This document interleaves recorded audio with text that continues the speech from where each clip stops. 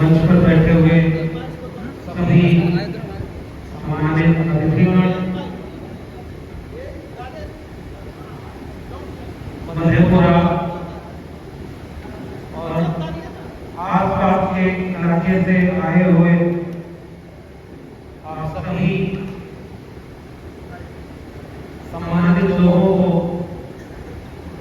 मेरा सादर जय भीम, जय मंडल, जय संविधान है।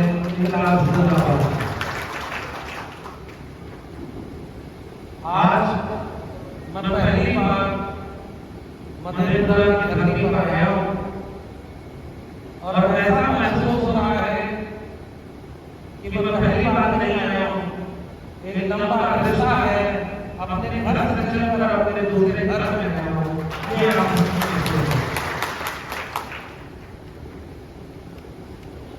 जब भी सामाजिक न्याय की बात होती है,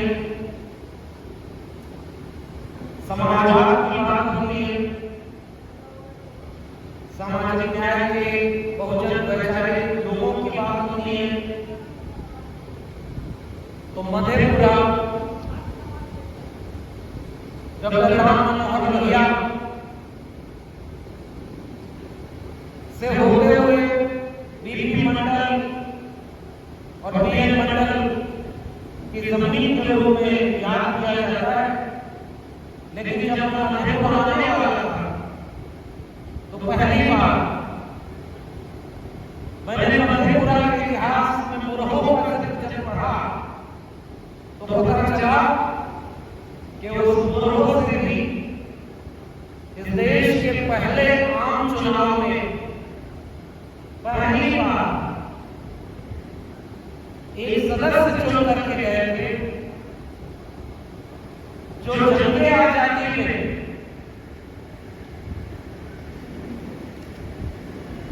भूपेंद्र नाथ मंडल, शिवनंदन प्रसाद मंडल, अंबिका प्रसाद यादव, चुलहार प्रसाद यादव और तमाम लोगों के साथ भारत की आजादी की लड़ाई लड़ते हुए ट्रेन की पटरियां फाड़ करके इस देश को आजाद कराने की लड़ाई लड़े और 1952 के चुनाव में पहली बार एक मुसहर जाति से होकर के सदन में चुन करके गए तो ट्रेन की सीट पर नहीं बैठे थे। मुझे लगता है कि उस किराई मुसहर जी को याद करना, इस पूरी विरासत को याद करना है जिसे हम बहुजन कह रहे हैं। ऐसे ऐसे लोगों की वजह से आज हम यहाँ पर हैं। और मधेपुरा के आप सभी सम्मानित लोग, मैं किसी भी मंच पर जब जाता हूँ और इतना सम्मान मिलता है वो भी तब जब जितनी आपकी उम्र हो उतना जिन लोगों ने जीवन में संघर्ष किया हो वो लोग आपके साथ मंच पर हो, आपके सामने बैठे हो, जिनके पास अनुभव है संघर्ष करने का, ढेर सारा अनुभव हम लोगों को सीख रहे हैं। तो मुझे लगता है कि यह जो सम्मान मिलता है ये सम्मान किसी व्यक्ति का नहीं, उस विचारधारा का है जिसे हम जीना चाहते हैं। इसलिए आपसे सम्मानित होकर के हम हौसला लेकर चाहेंगे कि अगली बार जब मधेपुरा आए तो और ज्यादा हिम्मत, ताकत और तेवर के साथ सम्मानित होंगे और इस सामाजिक न्याय की जमीन पर खड़े होकर आप जितने लोग सभागार में आए हुए हैं, बहुत थोड़े से लोग ऐसे होंगे जिनको ये सारी बात समझाने की जरूरत है कि सामाजिक न्याय क्या है, बहुजन का मतलब क्या है, संविधान पर खतरा क्या है। मेरा मानना है कि यहाँ बैठे हुए आवाम उसको ये समझाने की जरूरत नहीं। हो सकता है मुझसे बेहतर आप जानते हो, क्योंकि मैं दिल्ली में बैठ करके सोशल मीडिया इस तमाम चैनलों से बड़े प्रिविलेज होकर अपनी बात कह रहा हूँ। आप तो जमीन पर लड़ रहे हैं, इसलिए ज्यादा मुश्किल और ज्यादा बड़ा काम आप कर रहे हैं, इसलिए मैं आपको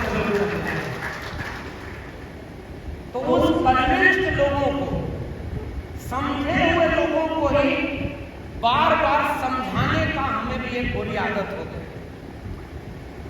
हम लोग अपने लोगों के बीच में बहुत जोर से गुस्से में बोलते हैं और हमें लगता है कि हम कुछ बहुत महान काम कर रहे हैं। मुझे लगता है कि ये तो बहुत आसान काम है।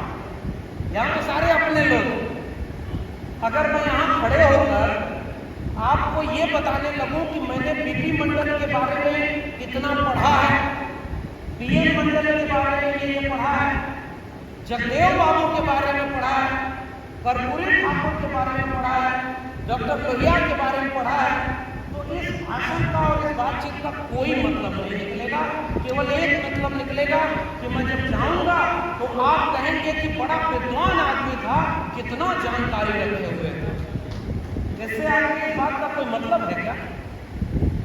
तो मुझे लगता है कि जब भी ऐसे मंच सजे और मंच का नाम हो बहुजन क्रांति संवाद, तो याद तो हम अपने पुरखों को करेंगे, क्योंकि वो थे तो हम हैं, वो होंगे तभी हम भी होंगे, इसलिए हम उनको याद करेंगे।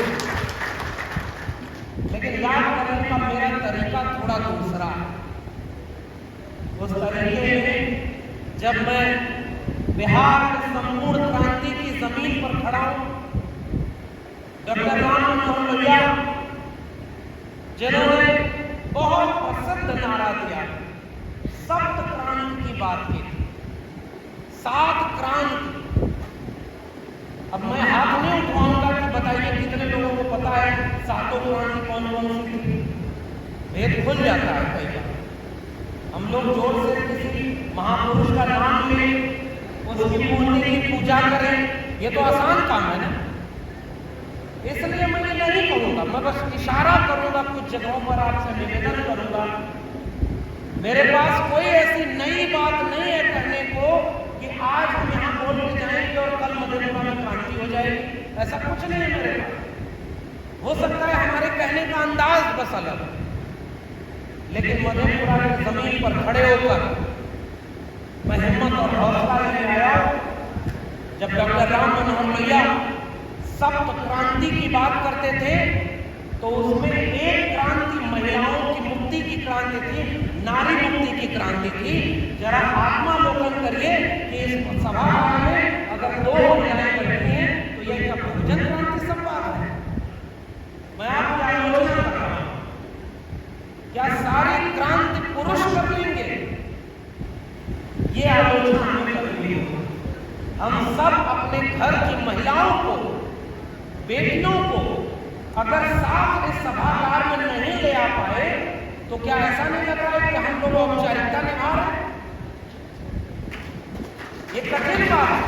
हो सकता है आपको अजीब लगे, मैं कह इसलिए रहा हूं क्योंकि आप जिस विचार की बात करते हैं 85%, एक बार बुझिए उसमें कौन कौन आता है।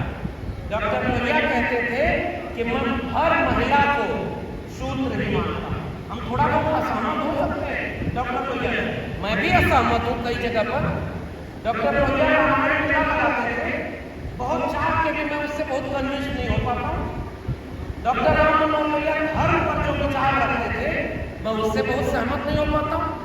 लेकिन जैसे डॉक्टर अम्बेडकर से भी कहीं कहीं मैं सहमत नहीं हो पाता हूँ। बस वक्त ऐसा है कि जब दिल में गोडसे गोलवलकर हेडगवार वाले अम्बेडकर फुले पेरियार की बात करने लगे तो हम पूरे अम्बेडकर लोहिया और बीपी मंडल, पीएन मंडल सबको लेकर के कहेंगे कि हाँ ये हमारे पुरखे हैं, हम उनके शब्दों को मानते हैं। क्योंकि लड़ाई वैचारिक विचारधारा की लड़ाई। तो ये मेरी पहली बात है आज की बातचीत में कि महिलाओं की बराबरी की मुक्ति की बात देखने वाले डॉक्टर लोहिया, उनकी जमीन से जुड़ाव है ना मधेपुरा की जमीन का। पुरुषों की क्रांति घर की 4 दीवारी के सामने दम तोड़ देती है। आप घर के भीतर चौके पर बैठकर महिलाओं को नहीं समझा सकते, लेकिन अगर आपके घर की एक महिला इस विचारधारा से जुड़ जाए तो दूसरे घर की महिला के घर के भीतर महिला के चूल्हे पर बैठ करके वहां उसे समझा सकती है कि बहन हम मानसिक रूप से खिलाफ हैं, चलो हमें मुक्ति की बात करते हैं। तो कहीं कहीं तो हम लोग गलती करते हैं। तो मैं चाहता हूं कि अगली बार से मधेपुरा आऊं तो पुरुषों से ज्यादा संख्या में बहुजन क्रांति संवाद में महिलाएं शामिल हो, तब जाकर के उस कार्यक्रम को सफल मानूंगा। ये मेरी आदत है। वो सप्त क्रांति में एक क्रांति नारी मुक्ति, महिला मुक्ति। और जब आप महिला मुक्ति की बात करते हैं तो मैं ये दावे से कहता हूं कि हमारे पुरखों की जड़ों में ज्योतिबा फुले की जड़ है, जो सावित्रीबाई फुले के बिना अधूरे होते और ज्योतिबा फुले नहीं बन पाते अगर सावित्रीबाई फुले का साथ नहीं मिला।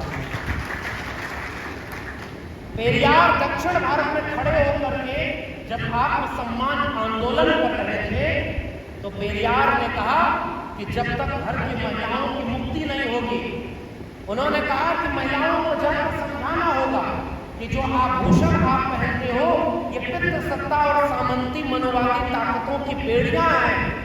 इन आभूषणों को तोड़ो। तुम्हारा आभूषण शिक्षा और आत्मसम्मान है, बिना उसके सारा आभूषण है।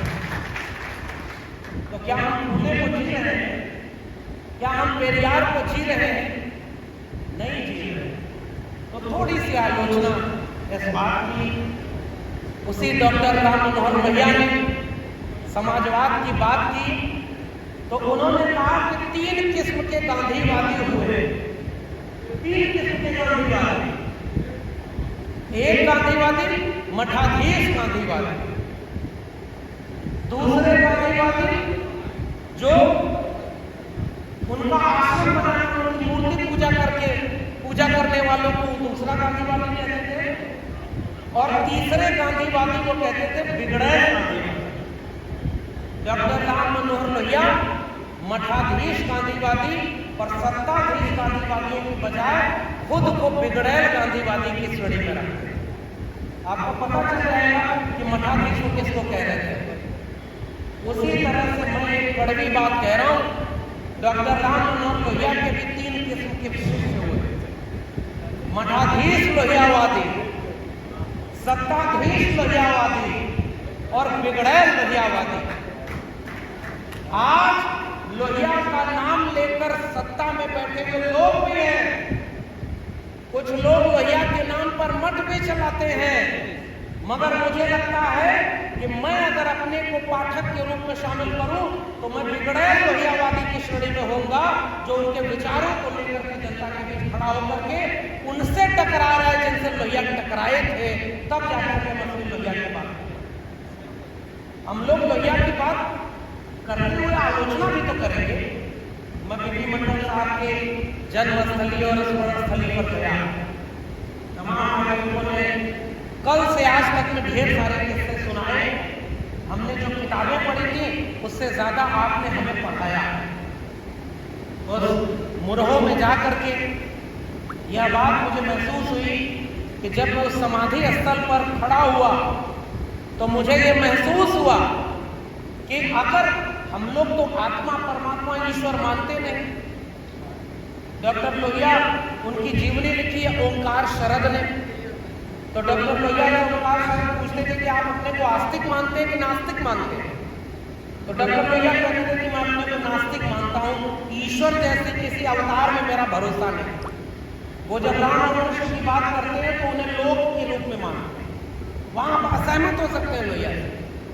लेकिन हाँ, उस स्मृति स्थल पर बीएन मंडल और बीपी मंडल का अगर इतना भी वजूद होगा तो मैं ये महसूस कर रहा था कि वहां खड़े होने पर वो वजूद मुझसे सवाल कर रहा था कि फूल माला लेकर मेरे स्मृति स्थल पर क्या तुम भी औपचारिकता निभाने आए हो, या इस समय भारत का संविधान और मंडल कमीशन जब तबाह किया जा रहा है तो उसको बचाने की कोई लड़ाई नहीं। मुझे लग रहा था कि ये सवाल तो मुझसे पूछ रहा है, मुझसे पूछ रही है वो विरासत जिसने मंडल कमीशन के रूप में ऐसा दस्तावेज हमें सौंपा था जिसने इस मुल्क की तकदीर को बदल कर रख दिया। ये कोई सामान्य कमीशन की रिपोर्ट नहीं। भारत के इतिहास को 2 जगहों पर मैं बदला हुआ देखता हूं। पहला पड़ाव था जब इस देश में भारत का संविधान लागू हुआ, क्योंकि भारत का संविधान तथागत बुद्ध से लेकर के डॉक्टर अंबेडकर, छत्रपति शाहू जी से होते हुए आज छत्रपति शाहू जी का भी स्मृति दिवस है। आज 6 मई है, आज छत्रपति शाहू जी का भी स्मृति दिवस है। 2 बात केवल शाहू जी के बारे में बताऊंगा। छत्रपति शाहू जी वह व्यक्ति थे जिन्होंने पहली बार इस देश में आंतरिक रूप से जाति जनगणना करवाई। कहां? अपने दरबार में। और छत्रपति शाहू जी ने पता करवाया कि इस हमारे दरबार में क्या अनुपात है, तो उन्हें पता चला कि 75 में से 72 जो उच्च पद है दरबारियों के, उस पर ब्राह्मण बैठा हुआ, और जो मध्यम वर्ग के पद है 50, उनमें 45 से 48 ब्राह्मण बैठा हुआ है। तो शाहू जी ने पता लगाया कि ब्राह्मणों की आबादी कितनी है, तो कहा गया 1 से 2% है। तो कहा कि जिनकी आबादी 1 से 2% है वो 90 से 95% पदों पर कब्जा किए हुए हैं। ये कैसा दरबार है भाई। और पहली बार 1902 में उन्होंने आरक्षण लागू कर दिया। 50% गैर ब्राह्मणों को आरक्षण लागू करने वाले नायक का आज स्मरण होगा। आज हम जानते हैं कि इस देश को चलाने वाले लोग कौन हैं। डॉक्टर लोहिया ने वहां नारा दिया, सन सोमा ने बांधी गांठ, पिछड़ा पावे 100 में 60। ये नारा था सन सोमा का, संयुक्त सोशलिस्ट पार्टी का। तो पिछड़े तबके की आबादी उस समय 60% बताई गई, और उस समय जो 60% पिछड़ा तबका था उसके लिए उन्होंने कहा कि सन सोमा ने बांधी गांठ, पिछड़ा पावे 100 में 60। उस नारे को आगे बढ़ाने वाले डॉक्टर लोहिया के ही परंपरा के उनके साथी रहे, लेकिन बाद में डॉक्टर लोहिया से असहमत होकर अलग दल बनाकर लड़ने वाले दूसरे नायक का नाम था बाबू जगदेव प्रसाद, जिन्होंने 60 के नारे को 90 तक पहुंचाया कि 100 में 90 शोषित हैं, शोषितों ने ललकारा है, धन धरती और राजपाट में 90 भाग।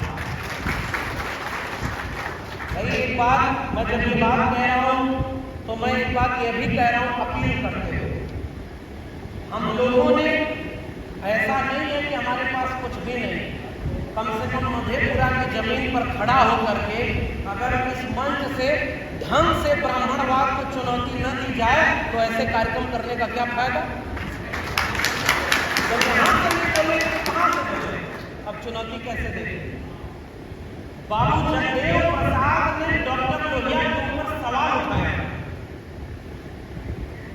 महामना राम स्वरूप वर्मा जिसमें उत्तर प्रदेश आए हैं, वहां पर अर्जक संघ और समाज दल बना करके काम कर रहे थे, और बिहार में उस समय बाबू जगदेव प्रसाद शोषित दल बनाकर काम कर रहे थे।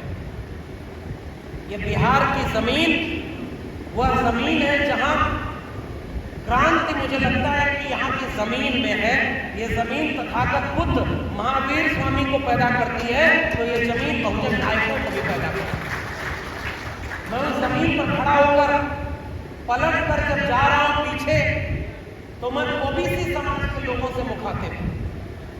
ओबीसी के ऊपर एक आरोप लगाया जाता है, ओबीसी तो सब कामड़ धो रहा है, ओबीसी तो सब मंदिर जा रहा है, ओबीसी तो धर्म को अपने कंधे पर, ब्राह्मण को अपने कंधे पर ढो रहा है।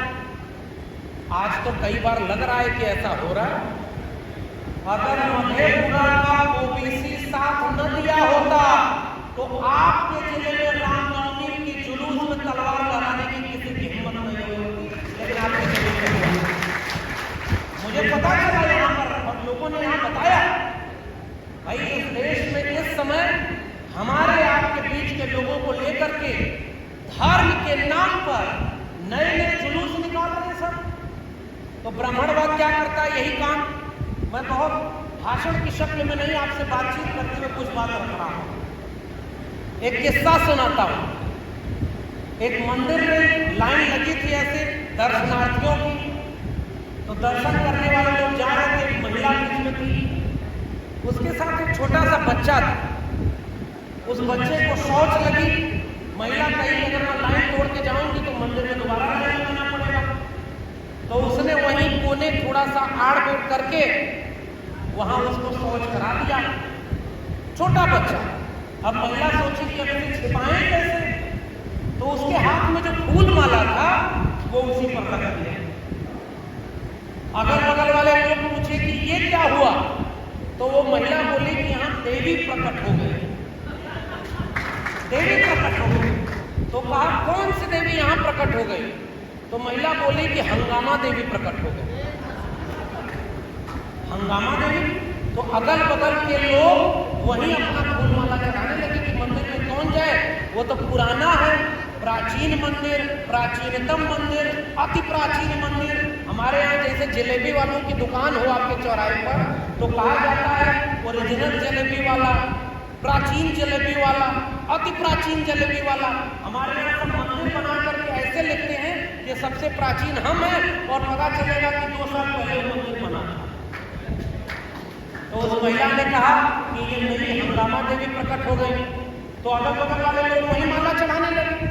अचानक सब बीच में लाइन टूट गई, और उस लाइन टूटने की वजह से जब वहां पर सारे लोग आए, मंदिर वाले आए, तो कहे कि भाई यहाँ क्या हो गया, तो सब लोग बोले यहाँ देवी प्रकट हो गई। कहा कौन सी देवी, कहा हंगामा देवी। तो उसने कहा ऐसे कैसे देवी प्रकट हो जाएंगी, क्योंकि यहाँ तो पुजारी था नहीं, चंदा नहीं मिल रहा था, देवी देवता वहीं होते हैं यहाँ। समझ गए होंगे इशारा काफी। तब उन लोगों ने उसको जब हटाया कि देखा जाए यहाँ क्या है, तो अंत में क्या बोला, शौच। जब भी इस देश में इस तरह के धार्मिक कर्मकांडों की अगर परतें आप हटाएंगे, तो अंत में ऐसे ही कूड़े जैसी चीज मिलेगी जो हमारे आपके किसी काम का नहीं है, वह काम इस समय देश में किया है। वरना ये नई नई देवी कहां से प्रकट हो रही। एक देवी बनी है अभी जब सिनेमा आया, आप लोग जानते हो उस देवी का नाम क्या है, संतोषी माँ। संतोषी माँ का जिक्र न वेद में, पुराण में, न शास्त्र में, न गीता में, न बाइबल में कहीं नहीं। जब एक फिल्म बन गई तो एक नई देवी पैदा हो गई और उसकी पूजा होने लगी। भाई हमने तो सुना था कि तुम्हारे देवी देवता इंसान को पैदा करते हैं, ये भारत है जहां पहली बार इंसान ही देवी देवता पैदा कर रहा है और उसकी पूजा कर रहा है, वरना संतोषी माँ कहां से आ गई।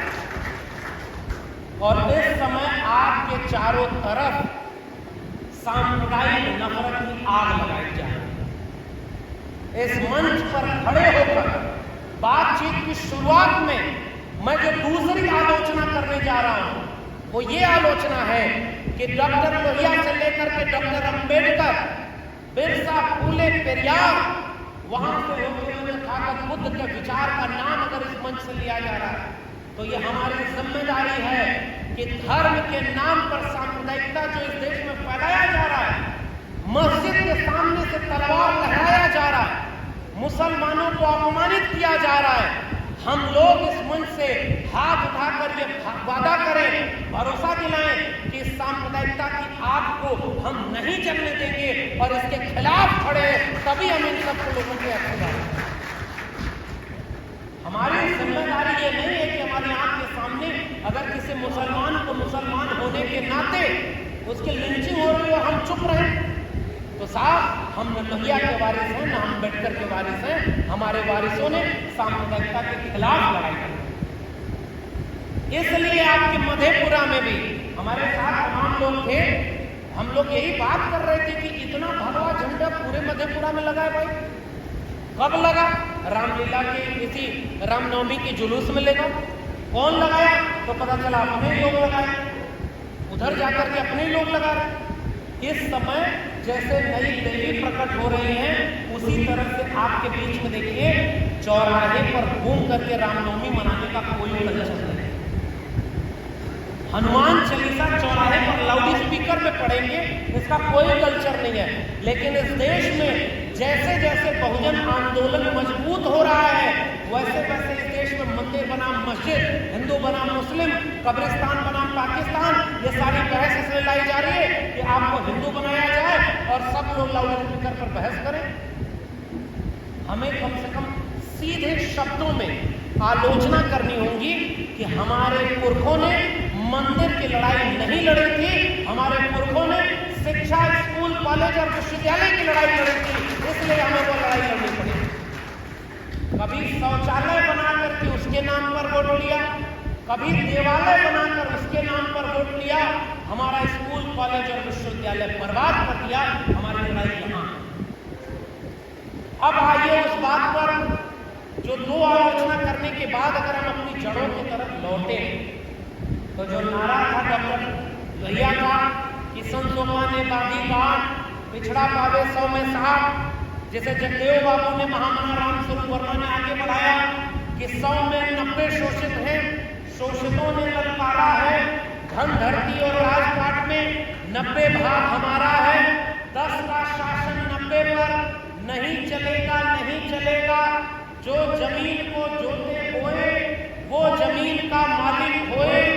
दो बातें हैं मोटी मोटी, हमें चाहिए इज्जत रोटी। ध्यान से सुनिएगा, दो बातें हैं मोटी मोटी, हमें चाहिए इज्जत रोटी। मिटे गरीबी और अमीरी, मिटे चाकरी और मजबूरी, राष्ट्रपति हो या भंगी की संतान, सबको शिक्षा एक समान, सबको शिक्षा सबको काम, वरना होगी नींद हराम। शिक्षा पर जो खर्चा हो बजट का 10वां हिस्सा हो, सबको शिक्षा दे न सके जो, वो सरकार निकम्मी है। और जो सरकार निकम्मी है वो सरकार। मैं केवल एक निवेदन आपसे करने आया हूं। हमारी लड़ाई स्कूल, कॉलेज और विश्वविद्यालय की लड़ाई है, हमारी लड़ाई मंदिर, मस्जिद और देवालय की लड़ाई नहीं है। यही हमारी लड़ाई की विरासत है। दो बातें हैं मोटी मोटी, हमें चाहिए इज्जत रोटी। महात्मा फूले ने अपने इलाके में 2 काम सबसे बड़े स्कूल, कॉलेज खोले, निकाल दिया उनके पिता ने उनके घर से। मैं जीवनी नहीं पढ़ूंगा क्योंकि आप सब वरिष्ठ लोग आप जानते हैं, मगर उनके पिता ने जब उनसे पूछा कि अगर स्कूल चुनोगे या अपना घर चुनो, तो ज्योतिबा फूले ने कौन सी चीज चुनी? स्कूल चुना था, घर से छोड़ दिया। घर निकल गए वो सावित्रीबाई फूले को लेकर, और जब घर छोड़ा तो उनका साथ देने वाला शख्स का नाम था उस्मान शेख और उनकी बहन थी फातिमा शेख। उस्मान शेख और फातिमा शेख के साथ ज्योतिबा फूले, सावित्रीबाई फूले ने मिलकर एक भारत का ख्वाब देखा था। आज के उस्मान और ज्योतिबा में नफरत कराई जा रही है, आग लगाई जा रही है कि 80 बनाम 20, 80% हिंदुओं एक हो जाओ, मुस्लिमों से तुम्हें खतरा। मैं जाकिर हुसैन कॉलेज में पढ़ाता हूँ, टेम्पररी प्रोफेसर वाइस चांसलर साहब चले गए। आप तो खुशनसीब लोग हैं, हालांकि नसीब भी नहीं मानते हम लोग। आप लोग अच्छी जमीन पर हैं कि आपके यहाँ इतने बड़े बड़े पुरोधा भी रहे हैं, तो आज आपकी यूनिवर्सिटी में बैठा वाइस चांसलर ऐसे क्रांति के मंच पर आकर के सीधे खुलेआम कहता है कि हमने कितने लोगों को अम्बेडकर पर PhD करा दी है और हमें पता चला कि वो OBC जमात के हैं। ये है कांग्रेस का। हमारे जवाहर जी बैठे हुए हैं, हम इनसे पहले कभी नहीं मिले। मैं मधेपुरा पहली बार आया, लेकिन मुझे पता चला कि जब ये लोग जिस जगह पर रहे वहाँ एक अम्बेडकर छात्रावास था, कूड़े के ढेर को उन्होंने समतल करके ऐसा आलीशान चीज बना दिया कि वहाँ अब बता रहे थे कि जितने भी वैचारिक लोग आते हैं पहले वहाँ बैठे। तो यहाँ तो ऐसे प्रिंसिपल और ऐसे चांसलर है जो बहुजन आंदोलन की बात करते हैं। मैं जिस विश्वविद्यालय से आया हूँ वहाँ जानते हैं सेमिनार किस विषय पर हो रहा है? राम मंदिर पर बनने के बाद अखंड हिंदू राष्ट्र कैसे बनेगा, इसका सेमिनार मेरे विश्वविद्यालय में हो रहा है। तो बताइए, हमसे अच्छे तो आप लोग हैं। आपकी जमीन पर अभी भी कम से कम स्कूल, कॉलेज और विश्वविद्यालय में राम मंदिर पर सेमिनार तो नहीं हो रहा। क्यों हो रहा है पता है? क्योंकि हमारे कुलपति, हमारे प्रिंसिपल, हमारे वाइस चांसलर उनके संघ की शाखाओं से निकल करके सीधे अपॉइंट किए जा रहे हैं, तो वो उनके एजेंडे पर काम कर रहे हैं। हमारे लोग तो इस पर ध्यान नहीं दिए। सरकार तो यूपी और बिहार में भी बनी थी ना, लोहिया कर्पूरी ठाकुर की सरकार थी ना। कर्पूरी ठाकुर मुख्यमंत्री बने तो मुझे जब अपना इतिहास याद आता है तो ये इतिहास याद आता है कि दिल्ली से चमड़ा भेजा संदेश, याद है आपको? हमारे तमाम बुजुर्ग लोग बैठे हुए हैं। उत्तर प्रदेश में मुख्यमंत्री थे राम नरेश यादव, ओबीसी। बिहार में मुख्यमंत्री थे कर्पूरी ठाकुर, ओबीसी। और दिल्ली में बैठकर मनुवादियों ने नारा दिया कि दिल्ली से चमड़ा भेजा संदेश, बार बनावे कर्पूरी और भैंस चरावे राम नरेश। ये नारा दिया था उन लोगों ने। आरक्षण कहां से आई?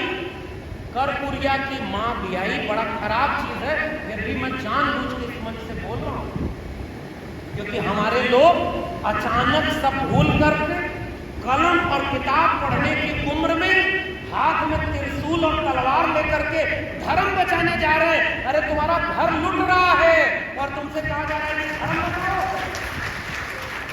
भूल गए कर्पूरी ठाकुर को ये बदनाम करने वाले, अपमानित करने वाले, नारे लगाने वाले कौन लोग? अरे ये बिहार की जमीन है। और जब मैं पीछे लौट कर कहता हूं तो ओबीसी समाज के लोगों पर यह आरोप लगाया जाता है कि ओबीसी तो सब कांवड़ हो रहा, ओबीसी का कोई आंदोलन नहीं हुआ, ओबीसी में कोई सेंसिटाइजेशन नहीं हुआ। यह निहायत गलत बात।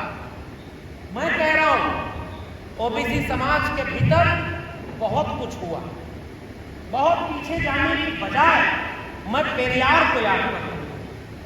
पेरियार को चरवाहा समाज से आते थे, जिन्हें यूपी में पाल और बघेल कहा जाता है। आपके पता नहीं क्या नाम होगा, लेकिन चरवाहा समाज तो है। ज्योतिबा फुले तो माली जाति से आते थे, जो ओबीसी में आते थे। छत्रपति शाहू जी ओबीसी जाति के थे। और इसके बाद इसी बिहार में 1930 के आसपास त्रिवेणी संघ बना था, जो ओबीसी समाज के लोगों के नेतृत्व में चल रहा था। जनेऊ आंदोलन और उसके बाद त्रिवेणी संघ का आंदोलन, वो ओबीसी समाज का आंदोलन नहीं था। और वही आंदोलन आगे बढ़ करके बिहार से यूपी में अर्जित संघ के रूप में गया। नारा बदल गया था, ब्राह्मणवाद की क्या पहचान। ये नारा क्यों बोलना जरूरी है? क्योंकि अपना अतीत भूल गए। पुनर्जन्म और भाग्यवाद, इनसे निकला ब्राह्मणवाद। हमारे बैठे हुए लोग इतना मुझको उकसा दिए कि यहाँ नहीं बोलोगे तो कहाँ बोलोगे? मैं तो नागपुर में बोल के आया उनके मंच पर। नागपुर में देखिए देश कैसे बदल रहा है। मैं पहले ही कहा भाषण नहीं दूंगा, बातचीत कर रहा हूँ। देश कैसे बदल रहा है देखिए। अपनी अपनी नाक को थोड़ा सा नीचे कीजिए, मैं केवल निवेदन करने आया। हम बहुजनों की नाक बड़ी हो गई है कि उसको मंच पर बिठा दिया, हमको नहीं बिठाया। उनको फूल से स्वागत किया, हमको गुलदस्ता दे दिया। वो फलाने बैठेंगे तो हम नहीं बैठेंगे। आप लोग भी जूझ रहे होंगे इससे, सब लोग जूझ रहे हैं और बहुत स्वाभाविक है। हम लोगों को कभी जीवन में हमारे पुरखों को ढंग से इज्जत नहीं मिली, तो जैसे मंच मिलता हम सब चाहते हैं कि मंच में बैठेंगे और हम ही नेता बनेंगे। अरे इस समय बहुजन समाज में 10-5 नहीं 10-5 हजार नेताओं की जरूरत है। हर इलाके में आप काम करिए, आपको कौन रोक रहा? हम लोग थोड़ा सा दरबा बचपन में एक कविता पढ़ते थे, चिड़िया पर कविता। सबसे पहले मेरे घर का अंडे जैसा था आकार, तब मैं यही समझती थी बस इतना सा ही है संसार। बहुजन आंदोलन में कितना सटीक बैठ रहा है देखिए। सबसे पहले मेरे घर का अंडे जैसा था आकार, तब मैं यही समझती थी बस इतना सा ही है संसार। फिर मेरा घर बना घोंसला सूखे तिनकों से तैयार, तब मुझे लगा, तब मैंने ये जाना इतना सा ही है संसार। जब मैं उड़ी आसमानों में अपने सारे पंख पसार, तब जाकर मैंने ये जाना बहुत बड़ा है यह संसार। और हम लोग का एक मंच बन गया, एक संगठन बन गया, उसी में लड़े जा रहे। अरे 1000 संगठन बनाइए, पूरा आकाश आपका है। हर जिले में, हर गांव में 10 बहुजनों के नेता की जरूरत है इस समय देश को। आप एक ही कुर्सी पर 2 लोग लड़ने लगते, और केवल आप नहीं, हम सब लड़ रहे हैं। हमारे यहाँ प्रोफेसर सब नाराज हो जाता है कि हम 25 साल से परमानेंट प्रोफेसर हैं, ये नया 4 दिन का लड़का है, इसको लोग इतना सम्मान दे रहे हैं। तो मैं उनसे कुछ कहता नहीं, किसी को ना जवाब नहीं देता। मैं ये महसूस कर रहा हूँ कि मुझे सम्मान मेरी डिग्री की वजह से नहीं मिल रही। अगर मेरी डिग्री सम्मान मिलता तो आप दिल्ली विश्वविद्यालय के वाइस चांसलर को मधेपुरा बुलाते। अरे ये सम्मान बिरसा, फूले, अम्बेडकर, पेरियार की बात बिना डरे कहने का है, इसलिए आप मुझे सम्मानित कर रहे हैं। 10,000 प्रोफेसर तो मेरे दिल्ली विश्वविद्यालय में, 10,000 में से कम 4,000 प्रोफेसर दलित पिछड़े। और सच बात यह कि हिम्मत नहीं होती कि जवान खुले, वो सब चुपके से जाकर राम मंदिर के सेमिनार में बैठ रहे हैं, संघ की शाखाओं में जा रहे हैं और हमारे बीच में आते हैं तो जोर से जय भीम जय मंडल कहते हैं। इनसे सबसे बड़ा खतरा है हमें, इस बात को कहना जरूरी है। जंगल काटने के लिए जब कुल्हाड़ियां सामने आई तो जंगल की लकड़ियों ने कुल्हाड़ी का साथ इसलिए दे दिया क्योंकि उन्हें किसी ने समझा दिया कि कुल्हाड़ी की मूठ में लगी लकड़ी तुम्हारे बीच की है। पूरी लकड़ियां कुल्हाड़ी के साथ खड़ी हो गई, जंगल खत्म हो गया, न खुद बचे न जंगल को बचाए। हमारे आपके बहुजनों के बीच से कुछ लोग कुल्हाड़ी की मूठ बन करके आरएसएस, बजरंग दल, हिंदू युवा वाहिनी, हिंदू रक्षा दल में जाकर के हमारे सपनों को काट रहे हैं। और हमारे कुछ लोग कहते हैं कि चलो हमारे लोग हैं, हम उनका साथ दें। हम कमजोर केवल एक वजह से पड़ रहे कि हम अपना पराया नहीं पहचान पा रहे। हम ओबीसी लोगों को नहीं बता पाए, ये हमारा फेल्योर है। जिस दिन ओबीसी समाज के लोग बाबू शिवपूजन जी के बारे में जान जाएं, जेपी मेहता जी के बारे में जान जाएं, त्रिवेणी संघ के बारे में जान जाएं, अर्जक संघ के बारे में जान जाएं, तो क्या ओबीसी को क्रांति करने से कोई रोक सकता है? ये हमारा सवाल है। तो उन्होंने क्या नारा दिया कि पुनर्जन्म और भाग्यवाद, इनसे निकला ब्राह्मणवाद। ब्राह्मणवाद की क्या पहचान, गिट पिट बोले करे न काम, मानववाद की क्या पहचान, ब्राह्मण धुंधी एक समान। ये नारा उनका था।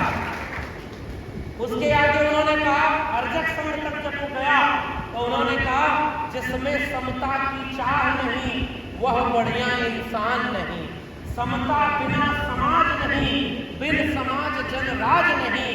और यह सारा पूरा नारा ब्राह्मणवाद बना मानववाद की लड़ाई का था। हम ब्राह्मणवाद के विरोध में खड़े हैं और मानववाद की लड़ाई कर रहे हैं। इसलिए इस राष्ट्र के सबसे बड़े भक्त हम हैं, ये देश हमारा है और चंद संघ के लोग हमको राष्ट्रपति का दर्जा देते हैं। यही अतीत है, मैं उसी अतीत को याद कर रहा हूं। बाबू जगदेव प्रसाद ने जब उनसे पूछा गया तो बाबू जगदेव प्रसाद की शहादत क्यों हुई, ये बात तो आपके सामने का इतिहास है ना। कौन लोग थे जो बाबू जगदेव प्रसाद को कितने बेरहमी से मारे, क्या क्या हुआ है? अगर बाबू जगदेव प्रसाद भी हिंदू थे, अगर कर्पूरी ठाकुर हिंदू थे, अगर रामस्वरूप वर्मा हिंदू थे, तो डॉक्टर अंबेडकर को भी हिंदू कहते हो, तो इनके ऊपर गाली देने वाले कौन लोग थे? मुसलमान थे क्या? ये सवाल है। कर्पूरी ठाकुर के खिलाफ गाली देने वाले कौन लोग थे? वो हिंदू थे कि नहीं? और हमारे लोग आजकल पहचानने में भूल रहे हैं। नाम लेंगे लोहिया का, नाम लेंगे कर्पूरी ठाकुर का, और कहां से सफर शुरू करके A to Z कर रहे हैं। आलोचना तो हमें उनकी भी करनी होगी ना। ये A to Z में परशुराम की जयंती मनाकर अंबेडकर के सपनों का भारत, लोहिया के सपनों का भारत आप कभी नहीं बना पाएंगे। ये खरी खरी बात। आपकी लड़ाई कहां से शुरू हुई थी? जगदेव बाबू का नारा, जब तक जियब नाही चाली केहू के जमींदारी, हम न करब राजनीति में शोषक तय बनिहारी। इसका नाम था जगदेव प्रसाद मिश्रा। और शोषक को शोषित के साथ मिलाकर A to Z करके क्या सामाजिक न्याय हो पाएगा क्या? ये आलोचना है मेरी। हमारे उत्तर प्रदेश में भी ये हो रहा है। हमारे उत्तर प्रदेश में सफर शुरू हुआ था, जड़ कुंडल की छाती पर मुहर लगेगा हाथी पर, ठाकुर बाभन बनिया छोड़ बाकी सब हैं DS4 हाथी। और उसके बाद आगे हाथी का नाम क्या है?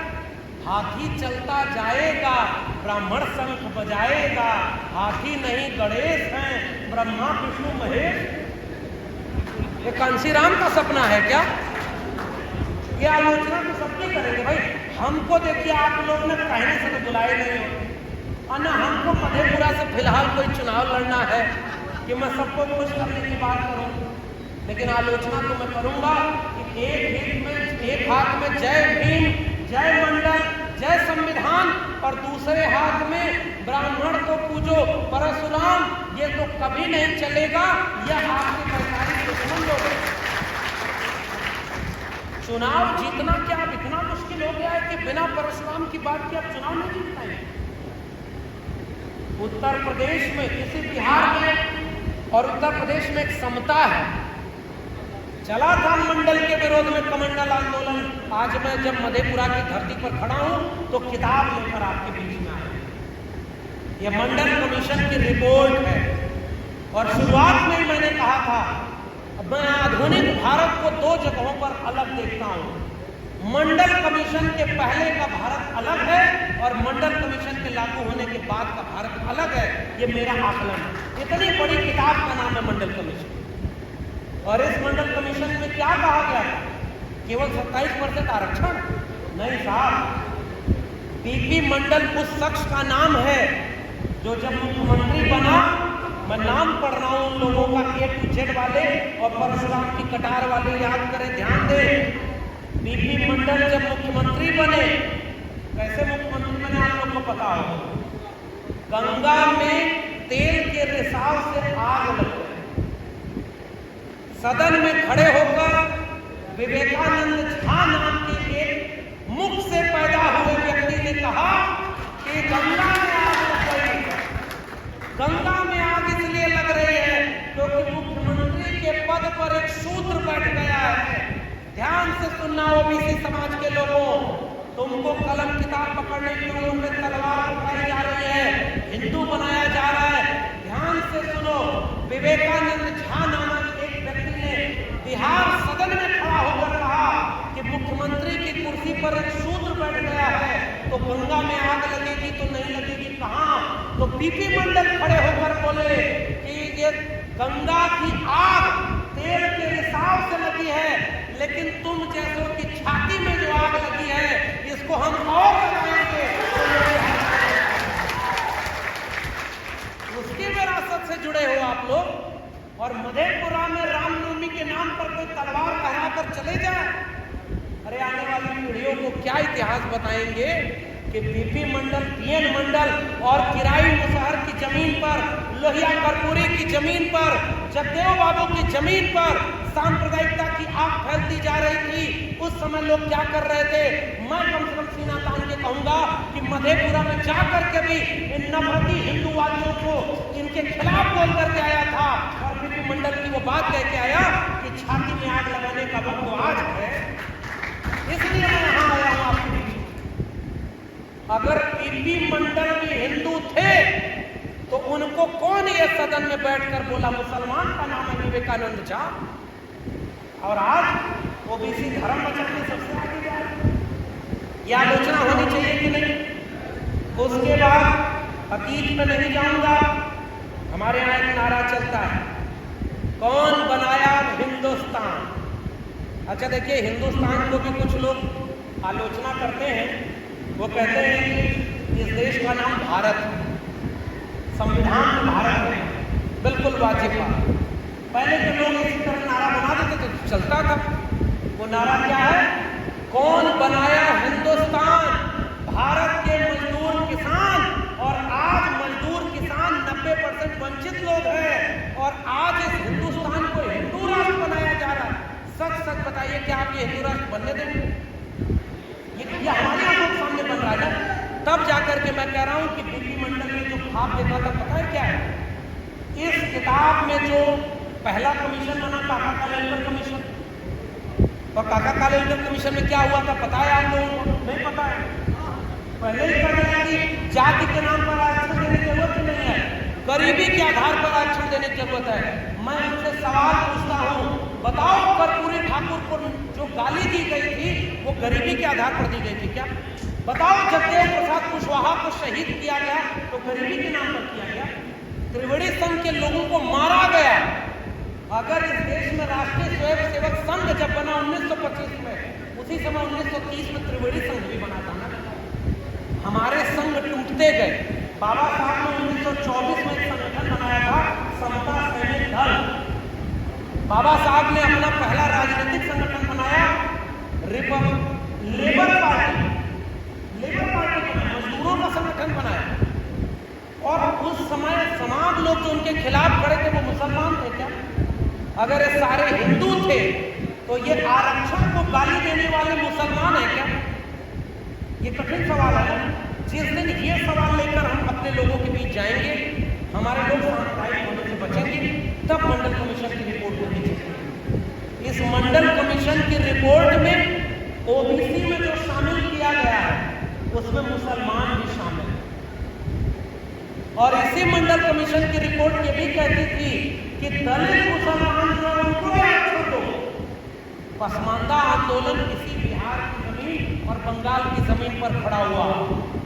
1931 की जाति जनगणना जिसमें हो रही थी जनगणना, मुस्लिम लीग के लोग पूरे भारत में घूम करके ये बात कह रहे थे कि अपने धर्म के कॉलम में मुसलमान लिखवाइए। तो अब्दुल कयूम अंसारी पूरे उत्तर भारत में घूम करके कह रहे थे आप धर्म का कॉलम में धर्म मत लिखवाइएगा, जात लिखवाइएगा। और वो पसमानदा आंदोलन 90 में मजबूत हुआ और उसने एक नारा दिया था, दलित पिछड़ा एक समान, हिंदू हो या मुसलमान। हमारे लोगों ने धोखा दिया है पसमानदा आंदोलन के। यह आलोचना मैं कर रहा हूं। अगर हमारे लोग पसमानदा आंदोलन को ढंग से साथ देते, मैं फिर से कह रहा हूं, पसमानदा के लोग इतना स्पष्ट ढंग से कह रहे हैं कि जो सांप्रदायिकता की आग लगाई जा रही है, 15% ब्राह्मणवाद और 15% सैयदवाद की आग है। इसमें दलित पिछड़े केवल सही कह रहे थे कि दिए में तेल और बाती की तरह जल रहे हैं और वो माचिस लगा करके छोड़ रहे हैं। इसलिए पसमानदा आंदोलन की बात कर रहे हैं। उस ओबीसी हमारे लोग मुसलमान हो गए। हमारे यहाँ एक प्रोफेसर है खालिद अनीस अंसारी। प्रोफेसर खालिद अनीस अंसारी और पसमानदा के लोगों ने एक सर्वे किया। उस सर्वे में पता चला कि 300 लोग मुसलमान लिंचिंग में मारे गए।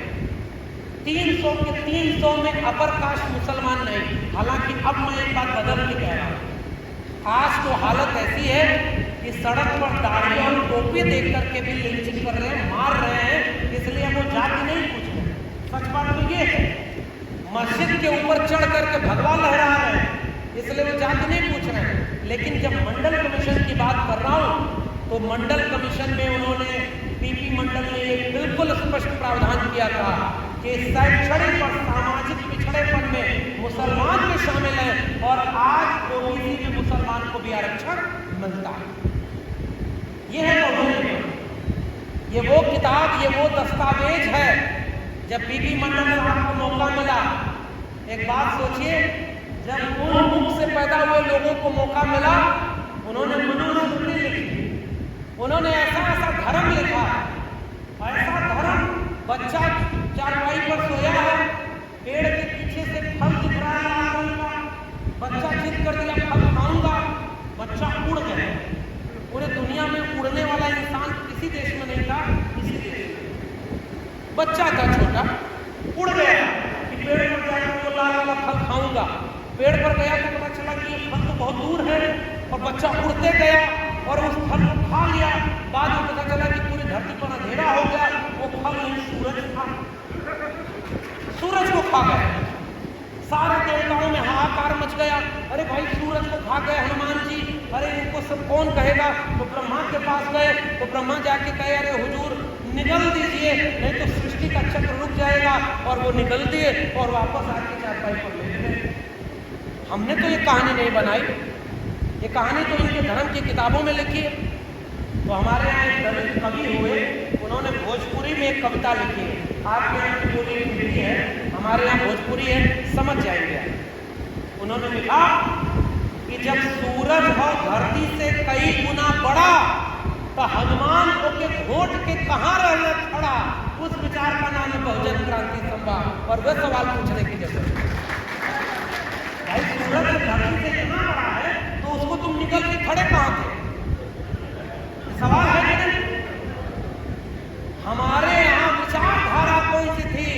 उसी नागपुर और महाराष्ट्र की जमीन पर खड़े होकर के ज्योतिबा फूले ने एक सवाल अपनी गुलामगिरी में पूछा कि अगर मुख से पैदा होता है बच्चा तो बताओ गर्भ कहां ठहरता है?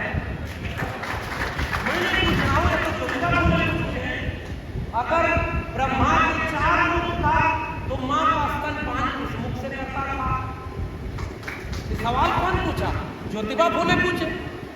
ज्योतिबा फूले कह रहे हैं कि एक तुम इसकी कटार ले रहे हैं सब लोहिया वाले और कांशीराम के वारिस। अरे जरा पूछो, पिता के कहने पर मां की हत्या करने वाले एक हत्यारे को तुम अपने समाज का नायक बनाकर उनका वोट देने के लिए उनका भरोसा पकड़ रहे हो? उसी परशुराम का संवाद आपकी किताबों में क्या लिखा हुआ? रामचरितमानस पढ़िए। रामचरितमानस में जिसका सबसे ज्यादा मजाक बनाया गया है उसका नाम है परशुराम। यहाँ कुम्हड़पतिया को नाही देख कर नीचे मर जाएंगे। मैं रामचरितमानस को मानता हूँ क्यों कहूँ, लेकिन चूंकि मेरा नाम ही लक्ष्मण है, मैंने नहीं रखा, घर वालों ने रखा है, तो उसी परशुराम लक्ष्मण संवाद में लक्ष्मण कहते हैं यहाँ कुम्हड़पतिया को नाही देख कर नीचे मर जाए। उसका मजाक बनाया तुलसीदास ने और 21 बार क्षत्रियों का संहार कर दिया सृष्टि से। तो हमारे प्रदेश का मुख्यमंत्री जो ठाकुर है वो कहां से आया है जब पूरे भारत से क्षत्रियों का संहार हो गया था? कठिन सवाल है। बिना मतलब का कूड़ा कबाड़ा भर करके धर्म के नाम पर उसे पूज रहे। भाई देखिए, किसी को बुरा लग रहा हो ना तो छोड़ दीजिए, मैं अपनी तरफ से कोई बात नहीं कर रहा। मैं तो वो कह रहा हूं कि आपकी धर्म की किताब में लिखा है कि नहीं, मुखस्य जाते ब्राह्मण बाहुर नाम क्षत्रिय। दुनिया में इंसान एक ही तरीके से पैदा होते हैं। हमारे यहाँ मुख से पैदा हो रहा है, कोई भुजाओं से पैदा हो रहा है, कोई जंघे से पैदा हो रहा है। ये तो आपके देश की कहानी है, मैंने थोड़ी नहीं। ज्योतिबा फूले ये सवाल पूछ रहे थे। मैं नई पीढ़ी के लोगों को ये किस्सा क्यों सुना रहा हूं? मैं उनको किस्सा इसलिए सुना रहा हूं कि दोस्तों, नौजवानों, तुम्हें भी व्हाट्सएप पर मैसेज आता है कि रामनवमी के जुलूस में जब तलवार लेकर चलना है ना, तो वो क्या कहते हैं कि 80% हिंदुओं तुम खतरे में हो। मुसलमान 4 शादी करता है, 40 बच्चा पैदा करता है। हमारे यहाँ कुछ सब ऐसे नमूने हैं जो खुद बन गए साध्वी और बाद में भाषण देते हुए कहते हैं 4 बच्चा पैदा करो। अरे भाई, तो पहले तुम पैदा कर लिए होते। जो खुद एक को बच्चा पैदा नहीं किए वो उत्तर प्रदेश में और पूरे देश में घूम के करें 4 बच्चे पैदा करो। क्या इस देश में बच्चा पैदा करने की मशीन महिला को बना दिया गया? महिला के अस्तित्व का कोई वजूद नहीं। बहुजन क्रांति संवाद का मतलब है जितना स्वाभिमान सम्मान एक पुरुष का होता है ना, उससे ज्यादा सम्मान और स्वाभिमान अगर महिला का नहीं है तो छोड़ दीजिए बिरसा फुले अम्बेडकर पेरियार का नाम लेना, हम उनके साथ धोखा करते हैं। हिंदू धर्म हो या कोई धर्म हो, वो घोर महिला विरोधी धर्म है। मैं ये बात कहने आया, ये बात सच है। हमारे यहाँ युद्ध पुत्र का व्रत रखा जाता है बेटों की लंबी उम्र के लिए। महिलाओं और बेटियों की लंबी उम्र के लिए कोई व्रत है क्या? हमारे यहाँ पति की लंबी उम्र के लिए कड़वा चौथ रखने में उसे कड़वा चौथ कहता है, करवा चौथ नहीं। पत्नी की लंबी उम्र के लिए पति कोई व्रत रखता है? हमारे यहाँ शादी 7 जन्मों का बंधन है। हमारे यहाँ तलाक के लिए कोई श्लोक है क्या? कठिन सवाल है ना। मुसलमान 4 शादी कर रहा है तो दशरथ की कितनी शादी हुई? दशरथ की कितनी शादी हुई और बच्चे पैदा कैसे हुए? जोर से बोलिए। देखिए, धर्म के खिलाफ बोलने पे यही होता है।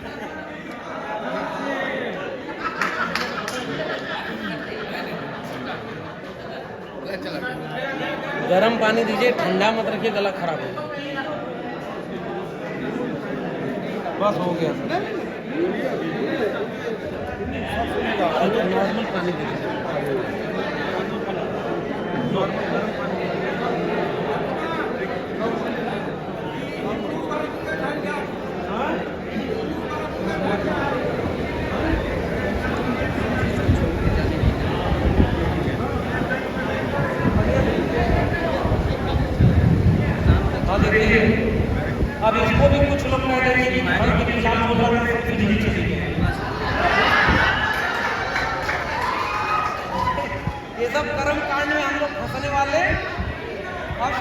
पर्टिकुलर सुनिए, अब और बता रहा हूं, कठिन कठिन बात है। आप वही लोग हिम्मत दिए, मधेपुरा सब, ये सब तो मैं नागपुर में आरएसएस के मुख्यालय के सामने सुना के आया, तो मधेपुरा में तो उससे भी आगे बढ़ के जाने की जरूरत है ना। एक बच्चा ज्योतिबा फुले ने एक नाटक लिखा है तृतीय रथ, मैं नई पीढ़ी को सुना रहा हूं। तृतीय रत्न नाटक का नाम, उसमें एक व्यक्ति हमारे दलित पिछड़े समाज का, उसके जीवन में बड़ा कष्ट था, वो एक पंडित के पास चला गया। हमारे यहाँ सारे कष्टों की दवा किसके पास है? पंडित के पास। सारे कष्टों की इलाज किसके पास है? मंदिर में। कोरोना हुआ तो पंडित के पास कहीं नहीं गए, जब ऑक्सीजन नहीं मिल रहा था तो मंदिर में कहीं नहीं गए। इस देश में जब महामारी आई तो सबसे पहले दरवाजे उनके बंद हुए जो सृष्टि चलाते थे, और भगवानों के दरवाजे बंद थे और हॉस्पिटल खुले हुए थे। और आप यहाँ पर पूरी पीढ़ी को मानसिक रूप से गुलाम बनाते जा रहे हो, और सब मानसिक रूप से डर रहा है, कोई हिम्मत नहीं कर रहा धर्म के खिलाफ बोलने का। अरे मैं तो कह रहा हूँ, बिहार में तो यूएपी अभी नहीं लग रहा है ना, मैं तो उत्तर प्रदेश से आया हूँ जहाँ बुलडोजर चला दे रहे, फिर भी नहीं डर रहा हूँ, और उनके सामने बोल रहा हूँ कि आरएसएस इस देश को बर्बाद कर रहा है। ये बोल के आया।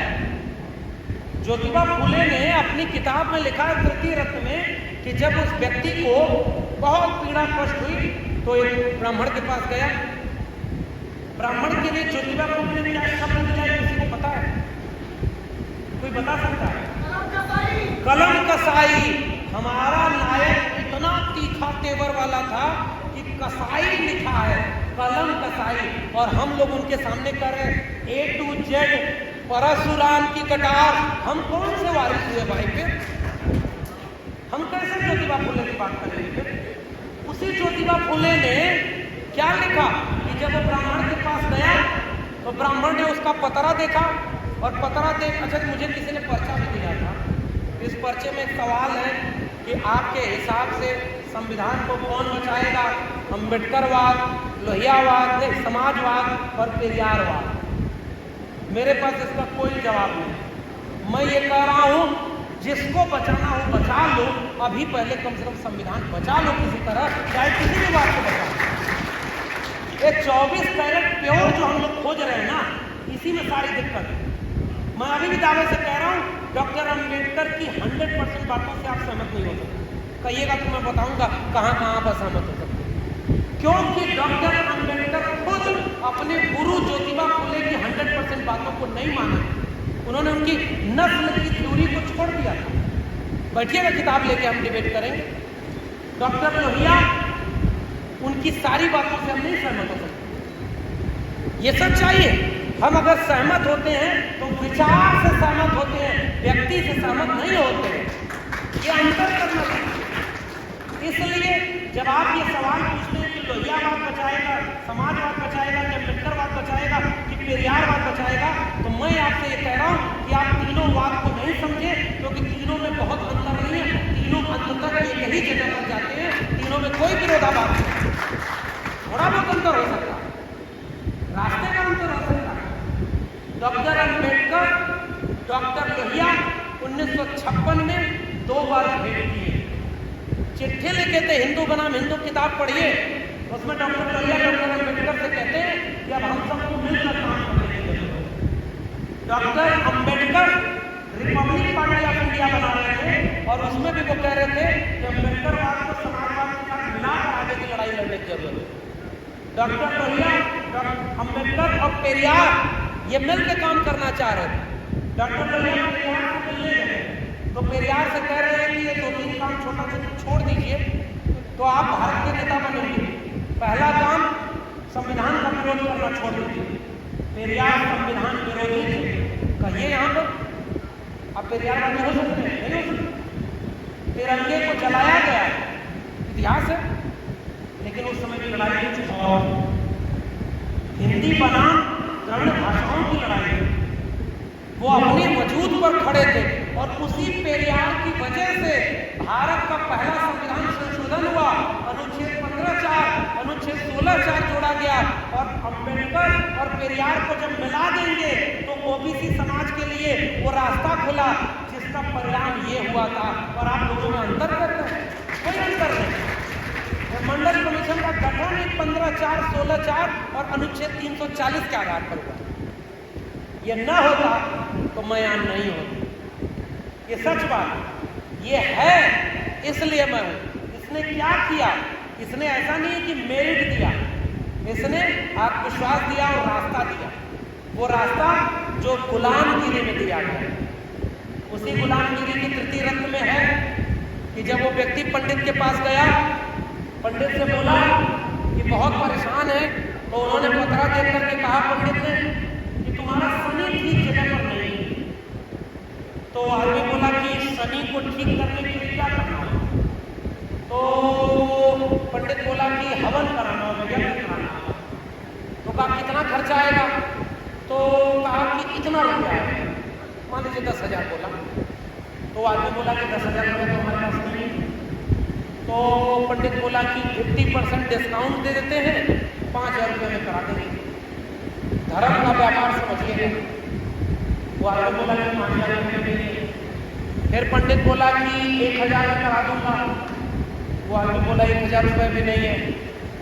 पंडित बोला 100 रुपया दक्षिणा दे दो, 1 हफ्ते के लिए शनि ग्रह को ठीक जगह पर ला दे रहा हूँ, पैसा हो जाए तो बड़ी वाली हवन करा लेना। वो आदमी खड़ा होकर अपना जेब निकाल के दिखाया कि मेरी जेब में 1 कोटी कौड़ी नहीं है। ब्राह्मण खड़ा होकर के गुस्से में बोला कि जब तेरे जेब में 1 कोटी कौड़ी नहीं है तो जा बेटा, शनि तेरा कुछ नहीं बिगाड़ सकता। तो हमारे लोग मानसिक से गुलाम बने। ये ज्योतिबा फूले लिख रहे हैं भाई, और हमारे लोग तलवार, त्रिशूल, फरसा पकड़ रहे हैं। अरे हमारे पुरखों ने कलम, कुदाल, फावड़ा चलाकर इस देश और दुनिया का पेट भरा है। हमारा फावड़ा जमीन से अन्न पैदा करता है, उसका फावड़ा अपनी मां का कत्ल करता है। अगर फावड़ा ही चल रहा है तो किसान का फावड़ा चलो, तब जाकर के हमारी बात विरासत की होगी। ये फावड़ा पकड़ रहे क्यों? क्योंकि हमारे यहाँ किसान का घोड़ा लिखने वाला एक ही नायक था, ज्योतिबा फूले, ओबीसी समाज से आते। ओबीसी समाज से आते। हालांकि ओबीसी लोगों को पता ही नहीं, ओबीसी को पता है कि हमारे देवी देवता। अच्छा, ओबीसी के साथ दिक्कत भी क्या है इसको समझना चाहिए। हम बाकी लोगों को ये बात अपील करते हैं। एक बात बताइए, घर में जो बच्चा कमजोर पैदा हो जाए उसको अपमानित करते हैं, उसका मजाक उड़ाते हैं, या उसको और ज्यादा देखभाल करते हैं? ये बात है ना। हमारे समाज में अगर मैं मास्टर हूँ, कराता हूँ, तमाम प्रोफेसर लोग बैठे हुए हैं, अगर हमारी कक्षा का कोई विद्यार्थी कमजोर है और मैं कक्षा में खड़ा करके अपमानित करूँ, उसे जलील करूँ, तो वो अगली बार मजबूत हो पाएगा क्या? उसका आत्मविश्वास टूट जाएगा, वो और बेकार हो जाएगा। हमने अपने समाज के लोगों को अपमानित करना शुरू कर दिया कि ओबीसी को कुछ नहीं आता, ओबीसी धर्म की जकड़ में है, जो हमारे दलितों में से समझी हो गया उसको हम अपमानित करते हैं। अरे अगल बगल हाथ उठाकर देखिए, जो बहुत जोर से जय भीम बोल रहा होगा वो उसके हाथ में कहीं कलावा तो नहीं बना होगा। जरा देखिए कि उसके घर में कोई मंदिर तो नहीं है। अरे यहाँ नहीं देखने का रहा, बाहर जाके देखिए। यहाँ तो आप समझदार लोग हैं, यहाँ है। कलावा बदा होता तो कहीं मस्जिद पर अटैक करने गए होते। दिमाग में ताला खुला है, इसलिए हम और आप एक बहुजन क्रांति संवाद कर रहे हैं। हमारे आप में तो है। मेरा निवेदन केवल ये है, और मैं आखिरी चरण में बहुत ज्यादा समय नहीं लूंगा। मुझे ऐसा लगता है कि जिन लोगों का कल्चराइजेशन नहीं हुआ ना, उन्हें अपमानित मत करें।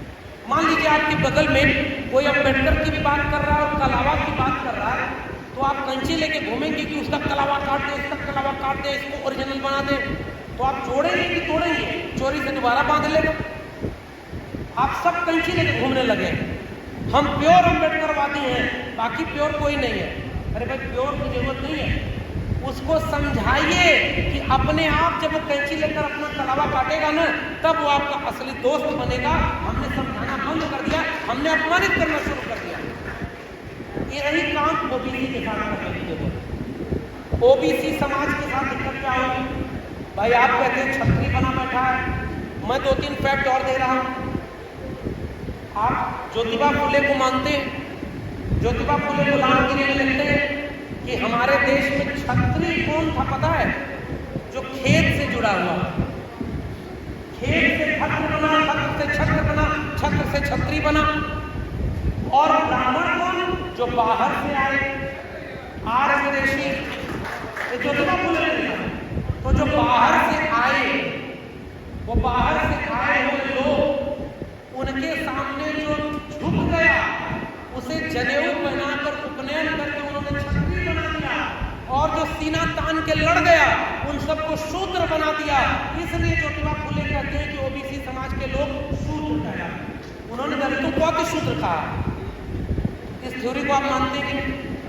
अगर आप सही मानेंगे तो जो ओबीसी छत्री लगाता है वो गलत कैसे हो गया? मैं तो आपसे सवाल कर रहा हूं। मैं दूसरा उदाहरण दे रहा हूं।